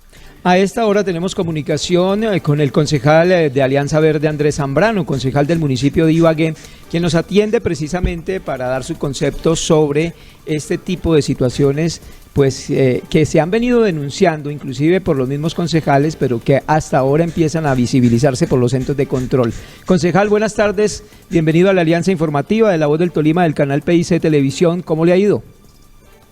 Muy buenas tardes, un saludo muy especial para La Voz del Tolima, para el canal PIC, para Gilberto, para William. Para mí es un gusto estar aquí y bueno, también un saludo muy especial para toda la audiencia y la ciudadanía. Concejal, ¿qué lectura hace usted, si ha podido ver este boletín de la Contraloría General de la República sobre estos hallazgos preliminares que se encuentran en el proceso de construcción y de ejecución del acueducto complementario? Habíamos denunciado esto hace bastantes días, inclusive días después de inaugurado el acueducto complementario, que se inauguró el 14 de octubre del 2024, ya estamos próximos del primer año de esta inauguración. Nosotros empezamos a demostrar con documentos técnicos por qué no se había terminado el acueducto complementario, por qué estaba funcionando a medias, porque hoy la ciudadanía con o sin acueducto complementario tienen la misma realidad, porque no le llega agua potable aún a varias de las comunas del sur, que esa fue una de las primeras promesas, porque aún no le sigue llegando agua continua y de calidad a las comunas 7, a la 8, a la 9, a la zona de expansión del municipio de Ibagué. ¿Por qué no le ha llegado una gota de agua al acueducto complementario de la arboleda campestre? Pues porque justamente hoy no está funcionando en su totalidad el acueducto complementario que prometía ser esta la solución histórica para el problema de agua que ha venido afrontando el municipio. Y ante esto tuvimos distintas dificultades, discusiones públicas con la gerente anterior, con Erika Palma, diciendo que no teníamos fundamento para lo que decíamos. Alertamos a la Procuraduría, a la Contraloría, inclusive hasta la Fiscalía General de la Nación. Y pues justamente a raíz también de todo este tipo de presiones, pues la Contraloría en noviembre decide realizar la Contraloría General de la República esta auditoría a dos de los contratos del acueducto complementario. Esos dos contratos sumaban alrededor de 44.000 millones de pesos y los hallazgos por presunto detrimento patrimonial fueron de un poco más de 8.200 millones de pesos. Entonces, básicamente lo que esto confirma es justamente las denuncias que ya veníamos realizando, y por eso ante eso nosotros también quisimos hacerle un análisis hace unas semanas a este informe. Inclusive ya citamos el debate de control político al IVAL, porque aún así la gerencia de su momento decía que le alegraba que este tipo de auditorías salieran a la luz pública, que le parecía fantástico. Nosotros decíamos, es una actitud muy cínica que se quiera decir eso cuando pues justamente hoy el problema que está afrontando el municipio es muy distinto al que dicen desde la gerencia del IVAL. Concejal Andrés Zambrano, la Contraloría precisamente advierte de dos contratos, entre otros habla de contratos número 019 y el contrato 128, relacionados precisamente con los hallazgos que hoy está denunciando. Con lo que ustedes conocen, con los debates que se han realizado al respecto, se podría pensar que incluso puede ir más allá, que más, es decir, que las irregularidades pueden superar a los que hoy la Contraloría está denunciando. Sí, totalmente. Nosotros ya le hemos hecho una solicitud a la Contraloría General de la República para que no solo audite estos dos contratos que ya auditó, sino que también audite todos los contratos que tienen que ver con la construcción del acueducto complementario. Porque algo que nos parece muy preocupante es que dentro de ese mismo informe de la Contraloría, de más de 8.200 millones de pesos de presunto detrimento patrimonial, pues dice cosas tan graves como que se pagaron ítems que no se ejecutaron. Es decir, se le pagaron obras al contratista que no habían ejecutado. Eso no puede ser posible, pero adicional. Dice que algunas obras que se pagaron, pues se pagaron con sobrecostos y sin justificación alguna. Es decir que, inclusive, esto podría, si no se demuestra por parte del IVAL, con evidencias que ese tipo de hallazgo no tienen fundamento, pues podría incurrir inclusive en cuestiones penales. porque no puede ser que se estén pagando ítems o construcciones o obras que no se ejecutaron, por ejemplo, en este caso, para la acueducto complementario. Ahora, concejal Zambrano, hay una realidad y es que, digamos, esta pues apenas son unos hallazgos que podrían convertirse, sí, en unos hechos de presunta corrupción o de daños al erario público en las inversiones y en las obras que se hicieron para el acueducto complementario. Pero la otra realidad tiene que ver con que el acueducto no ha funcionado desde hace casi un año que fue inaugurado y que las comunidades siguen reclamando el servicio.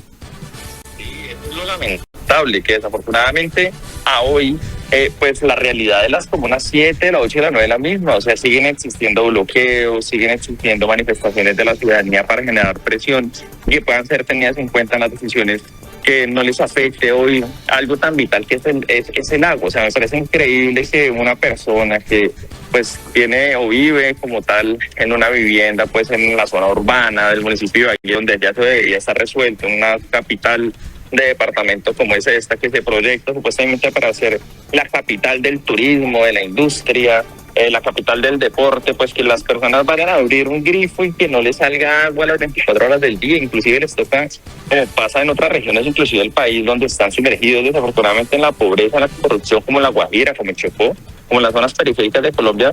Les toca almacenar agua en canecas, en tanques, en alberca, imagínense, ocasionando esto también posibles vectores para enfermedades como el mosquito del dengue, pues porque desafortunadamente no le sale agua del grifo. Yo creo que a estas alturas del Paseo Ibagué no debería tener esos problemas tan elementales como el que es el agua potable. Pero desafortunadamente con una actitud como la que tenía el anterior gerente, pues era muy difícil solventarlo porque era una actitud muy negativa. Nosotros sí esperamos que esta nueva gerencia en cabeza de Roberto Santofimio pues pueda darle mayores resultados a la ciudadanía. Que no se trata solo de hablar duro, de decir que las cosas se están haciendo, de hacer eventos inaugurando obras inconclusas, que se trata de que esas obras realmente impacten de manera positiva en uno de los principales problemas que tiene el municipio, que es justamente la falta de suministro de agua potable continua y de calidad.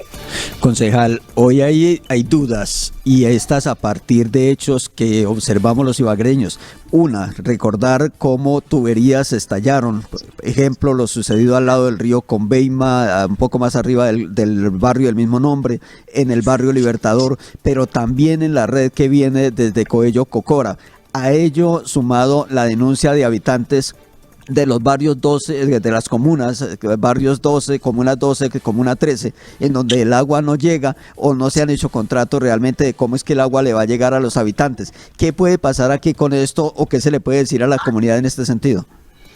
Mire, ese tema nosotros inclusive también lo hemos revisado, Gilberto, con mucho detalle, porque como claro, esto fue una obra que se demoró en terminarse más de 30 años, pues habían muchas de las tuberías o de las conexiones que estaban pues desde hace muchísimos años instaladas y que por ejemplo las conexiones, la presión del agua pues no, al parecer no la puede soportar, porque no por nada a hoy la posibilidad de captación de agua de Cocora es de 1.009 litros de agua por segundo y los reportes que le solicitábamos al IVAL a hoy tan solo se ha captado 480 litros de agua por segundo máximo, es decir, ni siquiera se ha llegado al mínimo, digamos, de agua, de litros de agua, al máximo de litros de agua por segundo que podría captar Cocora. Esto lo que quiere decir es que no está funcionando en su totalidad y que per se entonces no por nada es que a hoy no le ha podido llegar el agua potable, por ejemplo, suficiente a las comunas del sur, que inclusive ese es otro de los hallazgos de la Contraloría y dice que uno de los hallazgos más grandes, que es de más de 5.000 millones de pesos, es para la planta de tratamiento que queda en Boquerón. Es una planta de tratamiento que se suponía, y lo que nos decían al inicio es que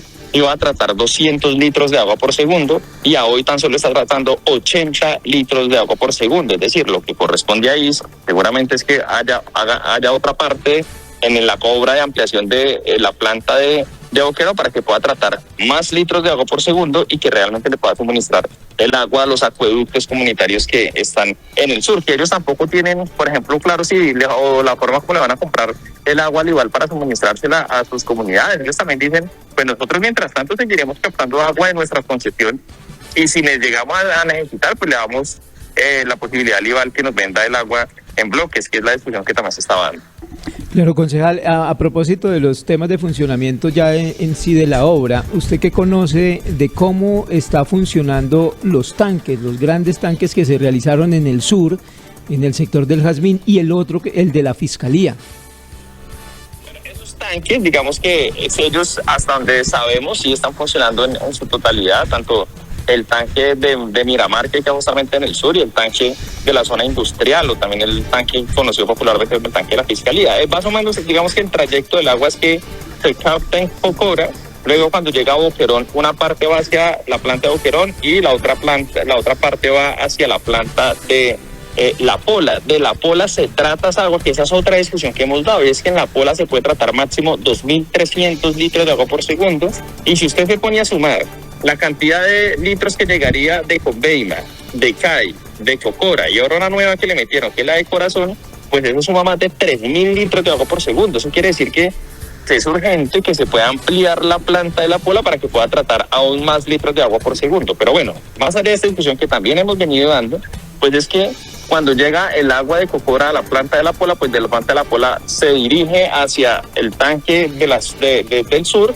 Inclusive es paradójico porque estas personas del sur tienen un tanque ahí, pero que al final no es agua para ellos, sino que ese tanque pues lo que hace es llevar el agua al tanque de la Fiscalía, y de ahí se supondría que esa agua estaría destinada para toda la zona de expansión del municipio de Ibagué, pero desafortunadamente, pues si bien sí están funcionando los tanques, pues no están almacenando el máximo de capacidad, porque simplemente no les está llegando el agua pues suficiente para que esto sea una realidad. Hay otro aspecto a agregar adicional a lo que está diciendo la Contraloría, y es el daño a las comunidades, y cito barrios como el Jazmín, Unión, Granada, que fueron destruidas sus calles, el Libertador, exacto, que fueron destruidas sus calles y que nunca les repararon, pero tampoco llegó el agua. Totalmente. Por ejemplo, hay un daño histórico que eso llama mucho la atención, que es el del Libertador. Me acuerdo de usted, Gilberto, y es que hay toda la parte del parque, digamos, central del Libertador, hay un sector donde también pasa a la red de acueducto del acueducto complementario, y ahí pues ni siquiera ya han decidido pavimentarlo, porque dicen que en cualquier momento se vuelve a dañar. Entonces, digamos que la presión del agua es tan dura que ya ha dañado varias veces el pavimento ahí. Y pues justamente por donde pasa el agua, más bien lo que hacen es, cada que sucede esto, pues arreglan, digamos, el daño que se presenta, pero no pavimentan, y no lo hacen porque pues en cualquier momento otra vez el agua puede volver a dañar el pavimento. Es decir, es una obra inconclusa. Están inaugurando obras que no se han terminado, y no es la primera. También ya justamente pasó por el Megacapa, que lo inauguraron en diciembre del año pasado, y hoy ni siquiera se ha dotado. Entonces, yo creo que no podemos dejar por alto que se vuelva costumbre que se inauguren obras que no se han terminado y que no están siendo funcionales para la ciudadanía ibaguereña. Pues concejal Andrés Zambrano, ha sido muy amable con la audiencia de La Voz del Tolima, de PIC, analizar este tema a la luz de lo dicho por la Contraloría, pero fortalecido precisamente con lo que ustedes han hecho a través del Consejo, del que quedamos muy atentos porque aquí hay muchas cosas todavía por contar y por despejar. Muchas gracias, Gilberto, y también dejarle un mensaje a la ciudadanía, y es que nuestras denuncias, nuestros análisis no son en vano. Lo que hemos venido diciendo ha sido sustentado, estudiado con rigurosidad, y inclusive mucho antes de que la Contraloría sacara este informe, nosotros ya lo veníamos vaticinando, y eso también es darle confianza a la ciudadanía de lo que dice, por ejemplo, este concejal, es porque tienen sustento técnico para así mismo demostrarlo. Gracias a ustedes por el espacio, gracias por siempre pues informar con la verdad a la ciudadanía, y seguiremos dándola toda por hacer un trabajo digno que represente a la ciudadanía ibaguereña. Es el concejal Andrés Zambrano quien pues nos atiende precisamente para poder hacer un recuento de este informe que ha entregado la Contraloría General de la República, que como él lo menciona, pues es un trabajo que se ha venido haciendo también por parte de algunos concejales que han venido denunciando de manera reiterativa lo que ha pasado con este acueducto complementario. Hoy podrá haber muchas explicaciones por parte de la empresa de acueducto de alcantarillado Vival, por parte de la gerente saliente Erika Palma, de la misma alcaldesa de la ciudad. Lo que no tiene explicación, Gilberto, es que todavía el acueducto no esté funcionando, no esté cumpliendo con su función total, porque seguramente está funcionando pero a medias, es decir, no le está llegando el agua que se prometió a las comunidades que no tenían agua potable, como el caso de los barrios del sur. No le está llegando el agua a los habitantes de la Comuna 7, no le está llegando el agua a los habitantes de la Comuna 9, como se había dicho que era la solución definitiva este acueducto complementario. Esa es la realidad. Y también, William, oyentes y televidentes, es sumarle a ello el engaño a la comunidad en términos generales de Ibagué con un acto que se hizo de supuesta inauguración. Se entiende que una inauguración es cuando se termina, que ya se entrega al servicio de la comunidad, cosa que no ocurre y por el contrario son más las dudas. Quisiera resaltar otro aspecto, William, es que la investigación que ha adelantado la Contraloría Nacional se sustenta en un trabajo que inicialmente se inició por parte de la Contraloría, y hay un párrafo en el comunicado. Esta auditoría se adelantó en el marco de la intervención funcional del oficio decretado mediante la resolución correspondiente, a través de la cual la Contraloría asumió de manera prevalente el control fiscal que ordinariamente corresponde a la Contraloría Municipal de Ibagué, y evaluó los contratos 019 y 128 de 2023 junto con sus contratos derivados. 12:35 minutos es la situación que hoy genera precisamente este informe, que ya advierte de que se podrá empezar entonces una investigación de fondo. Esto apenas pues son unos hallazgos que se encuentran en el primer acercamiento que se hace con estos dos contratos, solamente dos, de muchos que se realizaron en ese proyecto del acueducto complementario, en donde se invirtieron, hasta donde uno tiene en cuenta, cerca de unos 35.000, 40.000 millones de pesos, Gilberto, pero es que ahí perdimos la cuenta porque se invirtieron recursos desde hace ya muchos años, no solo en esta administración, en la administración anterior, en la de Guillermo Alfonso Aramillo, en la administración de Luis H. Rodríguez. Es decir, esto viene de años y años atrás. E incluso recordemos que fue en la administración del fallecido exalcalde de Ibagué, Álvaro Ramírez Gómez, cuando se inician precisamente los trabajos, y allí está comprometida también la administración del exalcalde Rubén Darío Rodríguez Góngora. Pero a ello hay que sumar aquí también la situación que se ha venido presentando, y es el de no informar realmente qué ocurre, el de hacer creer que todo marchaba bien cuando la realidad es totalmente diferente.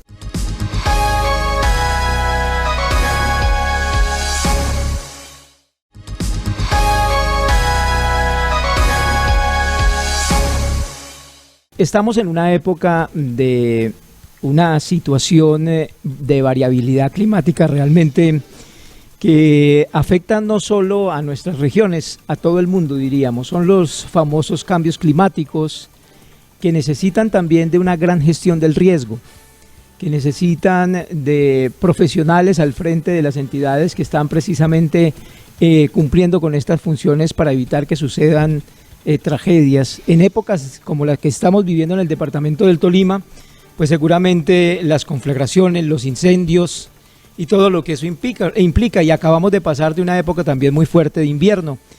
Por eso nuestra invitada a esta hora del día pues es la doctora Erika Lozano, quien es la secretaria de Ambiente y Gestión del Riesgo del departamento del Tolima, para conocer un poco cuál es la realidad de la región, luego de haber sufrido todo el impacto del invierno y ahora prepararnos para enfrentar esta temporada seca.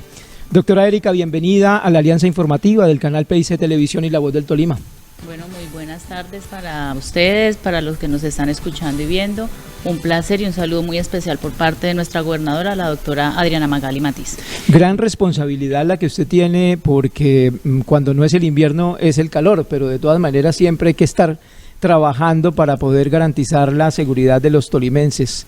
¿Qué se está haciendo en este momento? ¿Cómo se está empezando a medir los impactos del invierno y lo que se viene como materia preventiva en el verano? Bueno, pues efectivamente, como tú lo decías, tuvimos una época de lluvias que dio muy duro al departamento del Tolima. En este momento estamos viviendo una temporada seca, pero pues recordemos que tanto el departamento como la nación nos encontramos en un tema de variabilidad climática, e incluso tenemos una calamidad pública decretada a raíz de este fenómeno. Esto como tal lo que nos conlleva es a revisar cada uno de los comportamientos que se detectan en el departamento, y en este momento, por ejemplo, el tema de los incendios es lo que nos tiene en alerta, y sobre todo con los ojos puestos en todo el departamento frente a cada una de las situaciones que se presentan. Las articulaciones como tal, trabajando de la mano todo el Sistema Departamental de Gestión del Riesgo, de la mano con la Unidad Nacional de Gestión del Riesgo y el Sistema Nacional de Gestión del Riesgo. Gestión del riesgo que debe convertirse prácticamente en un aspecto cultural. En ese sentido, ¿cómo se está trabajando a nivel del departamento, tanto municipio, departamento? En eso tienes toda la razón. El tema de los incendios es un tema más que todo cultural, en virtud de que la mayor causa que provoca los incendios son las famosas quemas controladas, que recordemos que están completamente prohibidas. Y en esta época es importante no solamente ver el tema de las quemas controladas, sino la buena disposición de los residuos, aparte de eso no arrojar vidrios ni colillas de cigarrillo, en virtud de que los terrenos que tenemos en el Tolima a raíz de las altas temperaturas pues están muy secos y se convierten en un combustible que puede generar un incendio con mayor facilidad. Secretaria, ¿en qué trabaja realmente la Secretaría de Ambiente y Gestión del Riesgo? Para que quienes nos escuchan en el departamento del Tolima, en los municipios más apartados y quienes también nos ven, pues puedan saber cuando tienen alguna duda o alguna inquietud, alguna necesidad, puedan dirigirse realmente a la Secretaría. Bueno, nosotros como Secretaría de Ambiente y Gestión del Riesgo tenemos dos énfasis. Uno, el tema ambiental y el otro es el tema de gestión del riesgo. Cuando hablamos de gestión del riesgo, hablamos de una sala de monitoreo que, como su nombre lo indica, monitorea todo el departamento y está enlazado con cada uno de los municipios y los consejos municipales de gestión del riesgo. Esto con el objetivo de que los que pertenecen al sistema puedan comunicarse con las líneas de la Secretaría e incluso la comunidad y poder alertar frente a las situaciones que se presenten para articular todo el sistema, sea departamental o nacional, y poder brindar el apoyo que se requiera ante las situaciones que se presenten en cada uno de los territorios. En ese sentido, doctora, decir, si yo soy un campesino, vivo en Dolores, veo que un vecino mío está afectando un tema de un cauce, de una quebrada, ¿yo puedo tener alguna comunicación, puedo denunciar esto allí o tengo que hacerlo en Cortolima únicamente? ¿O cómo se hace? Porque esa confusión se presenta mucho en el sector rural. Pues efectivamente, si por ejemplo un campesino, una persona en el sector rural evidencia que se está presentando una situación irregular o que coloca en riesgo a su comunidad, puede hacer dos situaciones. Una, comunicarse al 313-293-4649, que es la línea de la sala de monitoreo, obviamente con las evidencias pertinentes y con las coordenadas frente a la situación que se está presentando. Otra, puede generar por medio de los consejos municipales o de su mandatario municipal la respectiva queja para que ellos de una u otra forma la escalen al departamento y activar como tal cada uno de los miembros del sistema. ¿Me puede repetir la línea, doctora? Claro que sí, 313-293-4649. Hay que indicar, William, y un poco poniéndonos en contexto, hace un momento hablábamos del tema de Armero, de la tragedia de Armero ocurrida ya hace cerca de 40 años, en noviembre justamente se estarán recordando 40 años de la tragedia de Armero, que nos dejó ese dolor, pero también nos dejó una gran experiencia de la que el Tolima es un gran protagonista, y es que precisamente la gestión del riesgo nace en esta región del país, se comienza a hablar en el país de eso. ¿Cómo se ha reflejado en respuesta precisamente a esa experiencia del Tolima la gestión y de prepararnos ante las situaciones que se presentan? Pues yo creo que una de las lecciones más grandes que nos deja toda esa lamentable tragedia es que es una situación que no se puede volver a repetir. Y por eso una de las apuestas de nuestra gobernadora, la doctora Adriana Magali, es trabajar en la prevención y el conocimiento del riesgo. Y esto está articulado con el trabajo que se hace desde la Unidad Nacional de Gestión del Riesgo. Si bien es cierto, digamos, la gestión del riesgo tiene muchas cosas que mejorar. En este momento, por ejemplo, con la Unidad Nacional de Gestión del Riesgo, a raíz de la tragedia de Armero, después de 40 años, estamos gestionando el apalancamiento con la Dirección Nacional de Bomberos para que, por ejemplo, bomberos de Armero Guayabal tengan por fin una estación de bomberos. Eso como tal, cofinanciado con la Gobernación del Tolima, estamos a la espera, es que la directora o el director que se designe en propiedad pueda hacer el estudio pertinente, pero ya el proyecto como tal está viabilizado y actualizado en la dirección. Por otra parte, la Unidad Nacional de Gestión del Riesgo nos ha apoyado con el doctor Carlos Carrillo con la adquisición de 10.000 millones, una contraprestación que se realizó con 4.000 millones por parte de la gobernación para un total de 14.000 millones para la adquisición de maquinaria amarilla, que si bien es cierto, no solamente puede apoyar para el tema de incendios, también puede apoyar para la época de lluvias, que en las zonas rurales es una de las afectaciones más grandes que se presentan en las vías. Por otra parte, también nos está suministrando, el viernes nos están terminando de entregar 2 carrotanques, cada uno de 15.000 litros, y esto como tal pues es una de las apuestas que se hacen para poder brindar un apoyo permanente ante el departamento, ante la escasez de agua o frente a los incendios forestales, para suministrar a cada uno de los carros de bomberos y poder llegar a tiempo. Otra de las apuestas o de los temas que nos digamos la Unidad Nacional de Gestión del Riesgo es una convocatoria que ganamos desde la Gobernación del Tolima por 5.500 millones para el sistema de alertas tempranas del volcán Cerro Machín en el municipio de Cajamarca, y otros 1.500 millones para el municipio de Villarrica en cuanto tiene que ver con sistema de alertas tempranas. Estamos gestionando también otro proyecto para Villarrica por 6.000 millones de pesos ante la Unidad Nacional de Gestión del Riesgo, que está bastante adelantado. Y finalmente les puedo contar que a raíz de la conmemoración de Armero y a unas reuniones que sostuvimos con el secretario de Cultura y Turismo del departamento, la secretaria de Ambiente y Gestión del Riesgo del departamento y el doctor Carlos Carrillo, se comprometieron a dar la segunda y tercera fase del Parque Jardín de la Vida a raíz de la conmemoración de los 40 años de Armero. Es que creo, y William y doctora Erika, amables oyentes y televidentes, que la única cercanía, o por lo menos lo que uno ve de buena relación del Tolima con el gobierno nacional, es a través de la gestión del riesgo. Pues nosotros realmente, y hablo desde la palabra de la gobernadora y de la mía propia, es un agradecimiento total con el doctor Carlos Carrillo y con todo su equipo de trabajo. Realmente yo creo que es la primera vez que el departamento del Tolima recibe tanto apoyo para el fortalecimiento de capacidades en cuanto a gestión del riesgo. Muy bien, porque pues sabemos públicamente que no son buenas las relaciones con el gobierno nacional, pero hay dependencias que, como el caso de la Unidad Nacional de Gestión del Riesgo, que tienen un director que realmente sí se ha interesado por estos problemas, y pues seguramente va de la mano de la gestión de la gobernadora Adriana Magali Matiz y de usted como secretaria. Mire, doctora, volviendo al tema de lo de Alvarado y el tema de la prevención y de que no se repitan tragedias como estas, pues encontramos, por ejemplo, que el alcalde del municipio de Villahermosa, Iván Mauricio Pulido, ha vuelto a hacer pues un llamado de atención al gobierno nacional, y no sé qué tanto le competa también al gobierno nacional por la ruta de evacuación que está allí, la vía que sigue estando colapsada, y en caso de una erupción de un volcán, del volcán Nevado del Ruiz, pues no va a haber cómo transitar por la zona. ¿Qué competencia tiene el gobierno departamental ahí? Pues como te decía, digamos, nosotros tenemos una adquisición de maquinaria amarilla que está en este momento en proceso de contratación. Es de aclarar que la maquinaria suministrada por la unidad no ha llegado al departamento del Tolima. Sin embargo, como tú dices, una ruta de evacuación que debe estar en perfectas condiciones, y entraremos a revisar la situación específica de la ruta y la maquinaria amarilla que se debe tener en el lugar. Sin embargo, es de aclarar que uno de los municipios que cuenta en este momento con maquinaria amarilla es Villahermosa, en límite con el Líbano. Esto es importante recalcarlo porque, pues, si bien es cierto vamos a comprar 10.000 millones, pues en cantidad de dinero, pues se escucha muy jugosa la cifra.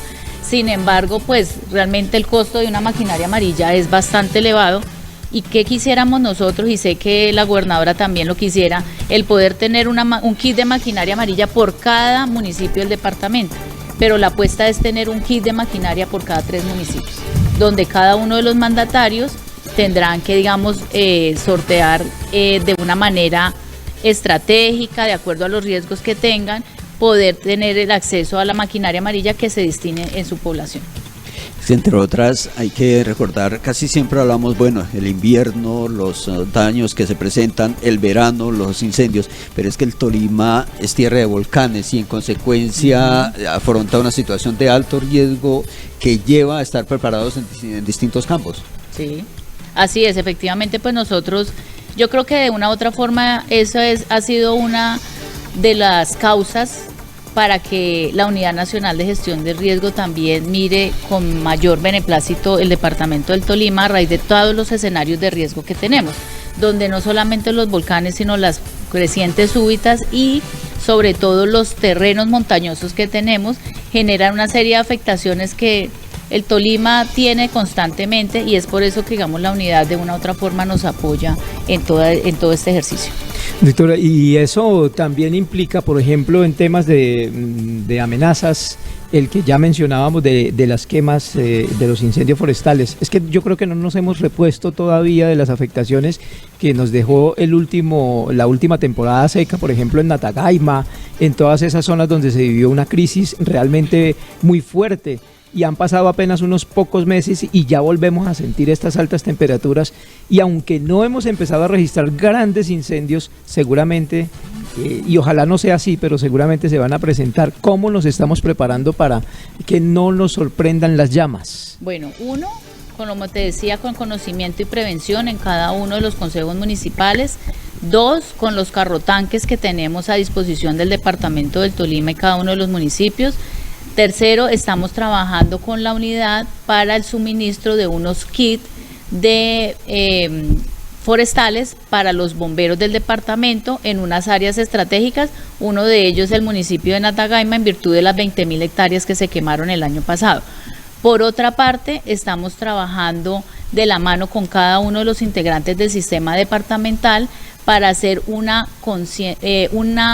trabajo de cultura, como lo decían anteriormente, frente a que las malas prácticas no nos lleven a que se vuelvan a repetir estas situaciones. Esto como tal es lo que venimos realizando de parte, digamos, de la Secretaría y de todos los miembros del sistema departamental. Doctora Erika Lozano, Secretaria de Ambiente y Gestión del Riesgo del Tolima, un tema que con alguna frecuencia uno escucha y casi que con mucha continuidad es que paros de parte de los cuerpos de bomberos en los municipios porque no se hacen los convenios como tal. ¿Qué injerencia se tiene precisamente para que esto no suceda y realmente esta gente que incluso hace un trabajo altruista tenga ese apoyo permanente? Bueno, realmente, como tú lo dices, los bomberos es la obligación, y es una obligación legal, que debe existir un convenio, un contrato con las unidades de bomberos o el comandante de bomberos que se presente en el municipio. En este momento nosotros tenemos 45 unidades de bomberos en el departamento del Tolima. Cuando hablo de unidades, digamos, de cuerpos de bomberos en los municipios. Hay 2 municipios que no cuentan con bomberos, que son Santa Isabel y Piedras. En este sentido, como les decía, es de obligatorio cumplimiento porque es el servicio que debe estar garantizado por cada uno de los mandatarios. Ahí como tal, ¿qué se debe hacer? Entrar a analizar tanto el comandante de bomberos, que es el líder del cuerpo de bomberos en su municipio, con el mandatario municipal frente a cada una de las erogaciones que deben tener para poder atender las emergencias. Y pues también hay que tener en cuenta que los municipios del departamento pues también tienen muchas erogaciones que no les permiten como tener un cuerpo o digamos como el sustento económico que quisieran tener a veces los comandantes de bomberos para poder brindar ese apoyo. Sin embargo, el servicio como tal se encuentra garantizado en este momento. Y ahí el primer respondiente es el alcalde, ¿no? De todos modos le toca al alcalde mirar cómo hace para poder mantener ese cuerpo voluntario de bomberos. Así es, efectivamente, el primer respondiente y responsable de esa situación son los mandatarios municipales. En una cosa, perdón Gilberto, le quería preguntar ahí, aprovechando el tema de los incendios forestales, es que cuando se presentan grandes incendios, lo primero que dicen las autoridades es: necesitamos el apoyo de la Fuerza Aérea, porque si no, no podemos controlar. Ahí no hay bombero que valga, no hay nada más sino unos helicópteros que puedan venir y apagar las llamas, de lo contrario se nos queman las montañas. Hemos aprendido a gestionar, hemos aprendido a tener mejores relaciones con la fuerza pública, yo sé que las hay, pero ¿hay alguna ruta que haya mejorado para poder tener esos helicópteros, esos apoyos aeroportados inmediatos? Bueno, lo primero que hay que tener en cuenta es que, como estamos trabajando en conocimiento y prevención desde la Gobernación del Tolima, eso tiene que ver precisamente con las prácticas de atención de incendios forestales. ¿A qué voy con esto? Si bien es cierto, un incendio que se combata de manera adecuada desde su conato o cuando coge mayor magnitud, esto como tal no va a permitir que se extienda como tal la situación y va a evitar precisamente que se pida un apoyo del helicoportado. Situación diferente cuando los incendios empiezan o ocurren en laderas de muy difícil acceso, donde las unidades de bomberos no tienen como tal, valga la redundancia, acceso al terreno, y es allí donde, digamos, el apoyo del helicoportado sí es necesario, porque tenemos que dejar, digamos, la mala concepción de que todo incendio se tiene que acabar con un helicoportado, en virtud que mover un helicóptero es demasiado costoso, ¿sí? Y de una u otra forma hay situaciones que se pueden combatir en tierra, que pueden hacerlo las unidades, que lo hacen cuando lo hacen, y si no, pues se acude como tal al apoyo helicoportado. Es importante también tener en cuenta que este apoyo como tal, única y exclusivamente lo activan 2 personas, el mandatario municipal y el comandante de bomberos del municipio. Ellos como tal ingresan la solicitud a través de la sala de monitoreo de la Secretaría de Ambiente y Gestión del Riesgo del departamento, y nosotros lo elevamos a la Unidad Nacional de Gestión del Riesgo, quien a través del Sistema Nacional activa en la Fuerza Aérea el servicio como tal. En ese orden de ideas, por ejemplo, el caso, dice doctora, Santa Isabel y Piedras no tienen cuerpos de bomberos, son los 2 únicos municipios. ¿Cómo sortean esa situación? Pues los mandatarios municipales contratan o deben hacer convenios con el municipio más cercano que sí cuente como tal con el cuerpo de bomberos. Pero pues esto no es para digamos poner en tela de juicio los mandatarios, sino es que hay que tener claro una situación que es muy diciente, no solamente en el departamento del Tolima, sino en Colombia como tal, y es la falta de voluntariado, no solamente de bomberos, sino de defensa civil, de equipo SCAO, de todos los organismos de socorro. Se está trabajando para que jóvenes se integren de manera activa a este tipo de actividades, que de una u otra forma también los aleja de situaciones que no son buenas para ellos y pueden prestar un servicio como tal a la comunidad. Si tú miras las unidades de bomberos que existen en el departamento del Tolima, muchos ya son mayores, que tienen una vocación de servicio, y ha sido difícil poder atraer nuevas unidades que presten como tal el servicio. En este caso, por ejemplo, Santa Isabel es un municipio que tiene, la alcaldesa muy juiciosa, ha realizado las convocatorias, pero no ha podido tener, digamos, la atracción por parte de jóvenes, y la mayoría de la población de Santa Isabel es muy longeva. Entonces eso también dificulta que ella pueda surtir este proceso. Pues ahí está el llamado, ¿no?, a los jóvenes, sobre todo a través de los colegios. Yo creo que ese trabajo social se debiera encaminar de alguna manera a eso, a la prevención, porque es que el tema del riesgo nos compete a todos. Cuando se da una emergencia, es el habitante el que se ve frente a la misma mientras llega la asistencia a un organismo de socorro. Sí, efectivamente, el primero que responde ni siquiera al organismo de socorro, es la misma comunidad. Y qué bonito es que un joven pueda guiar a su comunidad para saber cómo atender una emergencia, e incluso para que ni siquiera tenga que llamar a un organismo de socorro. Esa es la mejor. En este momento, con la unidad, precisamente a raíz de los 40 años de Armero que se me escapaba, se va a capacitar a 350 personas de la comunidad del departamento del Tolima en un diplomado que tiene que ver específicamente con tema de gestión del riesgo, para que sea la comunidad la primera respondiente y pueda actuar de manera efectiva ante las situaciones que presenten.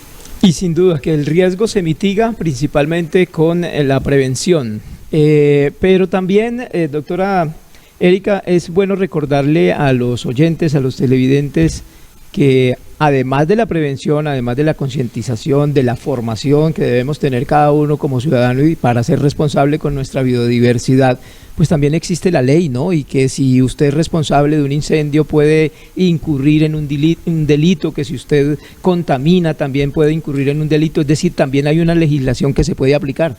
Efectivamente, sí, y como te decía, las quemas controladas, las supuestamente quemas controladas, están completamente prohibidas desde la Corporación Autónoma del Tolima por un decreto que se sacó el año pasado, que es la resolución 123, y esta como tal las prohíbe completamente para prevenir efectivamente la situación que se presenta con los incendios, que, como les decía, esta es la mayor causa de los incendios forestales. A veces siempre iniciamos el noticiero indicando qué celebración se tiene en el día. curiosamente, y hoy sin proponérnoslo, tenemos el Día Mundial de los Guardianes Forestales. Desde ese punto de vista, porque el Tolima tiene varios parques, hablamos del Parque Nacional Natural de los Nevados, Parque de las Hermosas, de Chilí. ¿Cómo se trabaja? ¿Cómo se articula ese trabajo? Pues como tal, con parques nacionales naturales nosotros tenemos una comunicación permanente. En este momento honramos cada uno de los ejercicios que se realizan como guardaparques, porque realmente eso también es una vocación de servicio. Es una vocación de servicio el estar usted en un territorio completamente alejado, pendiente de la vida de las personas que están ahí, de cuidar como tal todo el tema ambiental. Incluso en Semana Santa, la doctora Adriana Magali entabló una conversación con el doctor Olmedo, el director nacional de Parques Nacionales Naturales, con el objetivo de buscar que una de las oficinas de Parques Nacionales Naturales quede en el departamento del Tolima, en virtud de efectivamente lo que decías, los parques nacionales que nosotros tenemos y la mayor cantidad de territorio del Parque Nacional Natural de los Nevados le corresponde al departamento del Tolima. Se aproxima la Feria Internacional del Café, doctora Erika, ¿cómo es la participación de la Secretaría de Ambiente y Gestión del Riesgo? Me imagino que hay alguna actuación articulada con las demás secretarías para poder hacer pues también un trabajo preventivo allí. Claro que sí. Nosotros en primer lugar, desde que inició todo el proyecto de la Feria Internacional del Café como Secretaría de Ambiente y Gestión del Riesgo, especialmente en tema de gestión del riesgo, pues tenemos un tema que es articularnos con todas las demás secretarías para garantizar primero la atención y en la planimetría, los permisos y trabajar de la mano con la alcaldía municipal para poder obtener como tal toda la seguridad pertinente frente a la gestión del riesgo. Y en tema ambiental, pues en tema ambiental como tal, la Feria Internacional del Café tiene, el segundo eje tiene que ver con las buenas prácticas ambientales alrededor del café. Y una pregunta ya para ir cerrando, doctora Erika, mire, estas imágenes que vemos en nuestras pantallas, nos hacen recordar de esos fuertes temas de incendios forestales presentados hace algunos meses que hablábamos anteriormente. La Secretaría de Ambiente y Gestión del Riesgo en su momento fue objeto de crítica y le solicitaban que hicieran más presencia y sobre todo que hubiese una restauración de las afectaciones. ¿Se ha logrado articular con la alcaldía y empezar a hacer ese proceso, siembra de árboles? No sé qué más se haya podido hacer. Pues nosotros el año pasado en Natagaima, a raíz de las 20.000 hectáreas, junto con la comunidad de Natagaima y también con la Corporación Autónoma del Tolima, sembramos 10.000 árboles. Sin embargo, pues quiero decirles que esto es insuficiente frente a las afectaciones que se presentan por este tipo de situaciones. Es de ahí que de una u otra forma nosotros hacemos los llamados al Ministerio de Ambiente para precisamente poder tener el recurso y puede ser a través de cualquier corporación o cualquier ente privado que se pueda obtener el recurso para poder hacer este tipo de restauraciones, porque es que una restauración no es solamente sembrar árboles, una restauración es alistar un terreno, sembrar árboles, pero hacer ante todo un mantenimiento y seguimiento para que el terreno como tal y la tierra pueda tener la recuperación que se merece, y esto no ocurre ni en 1 ni en 2 años.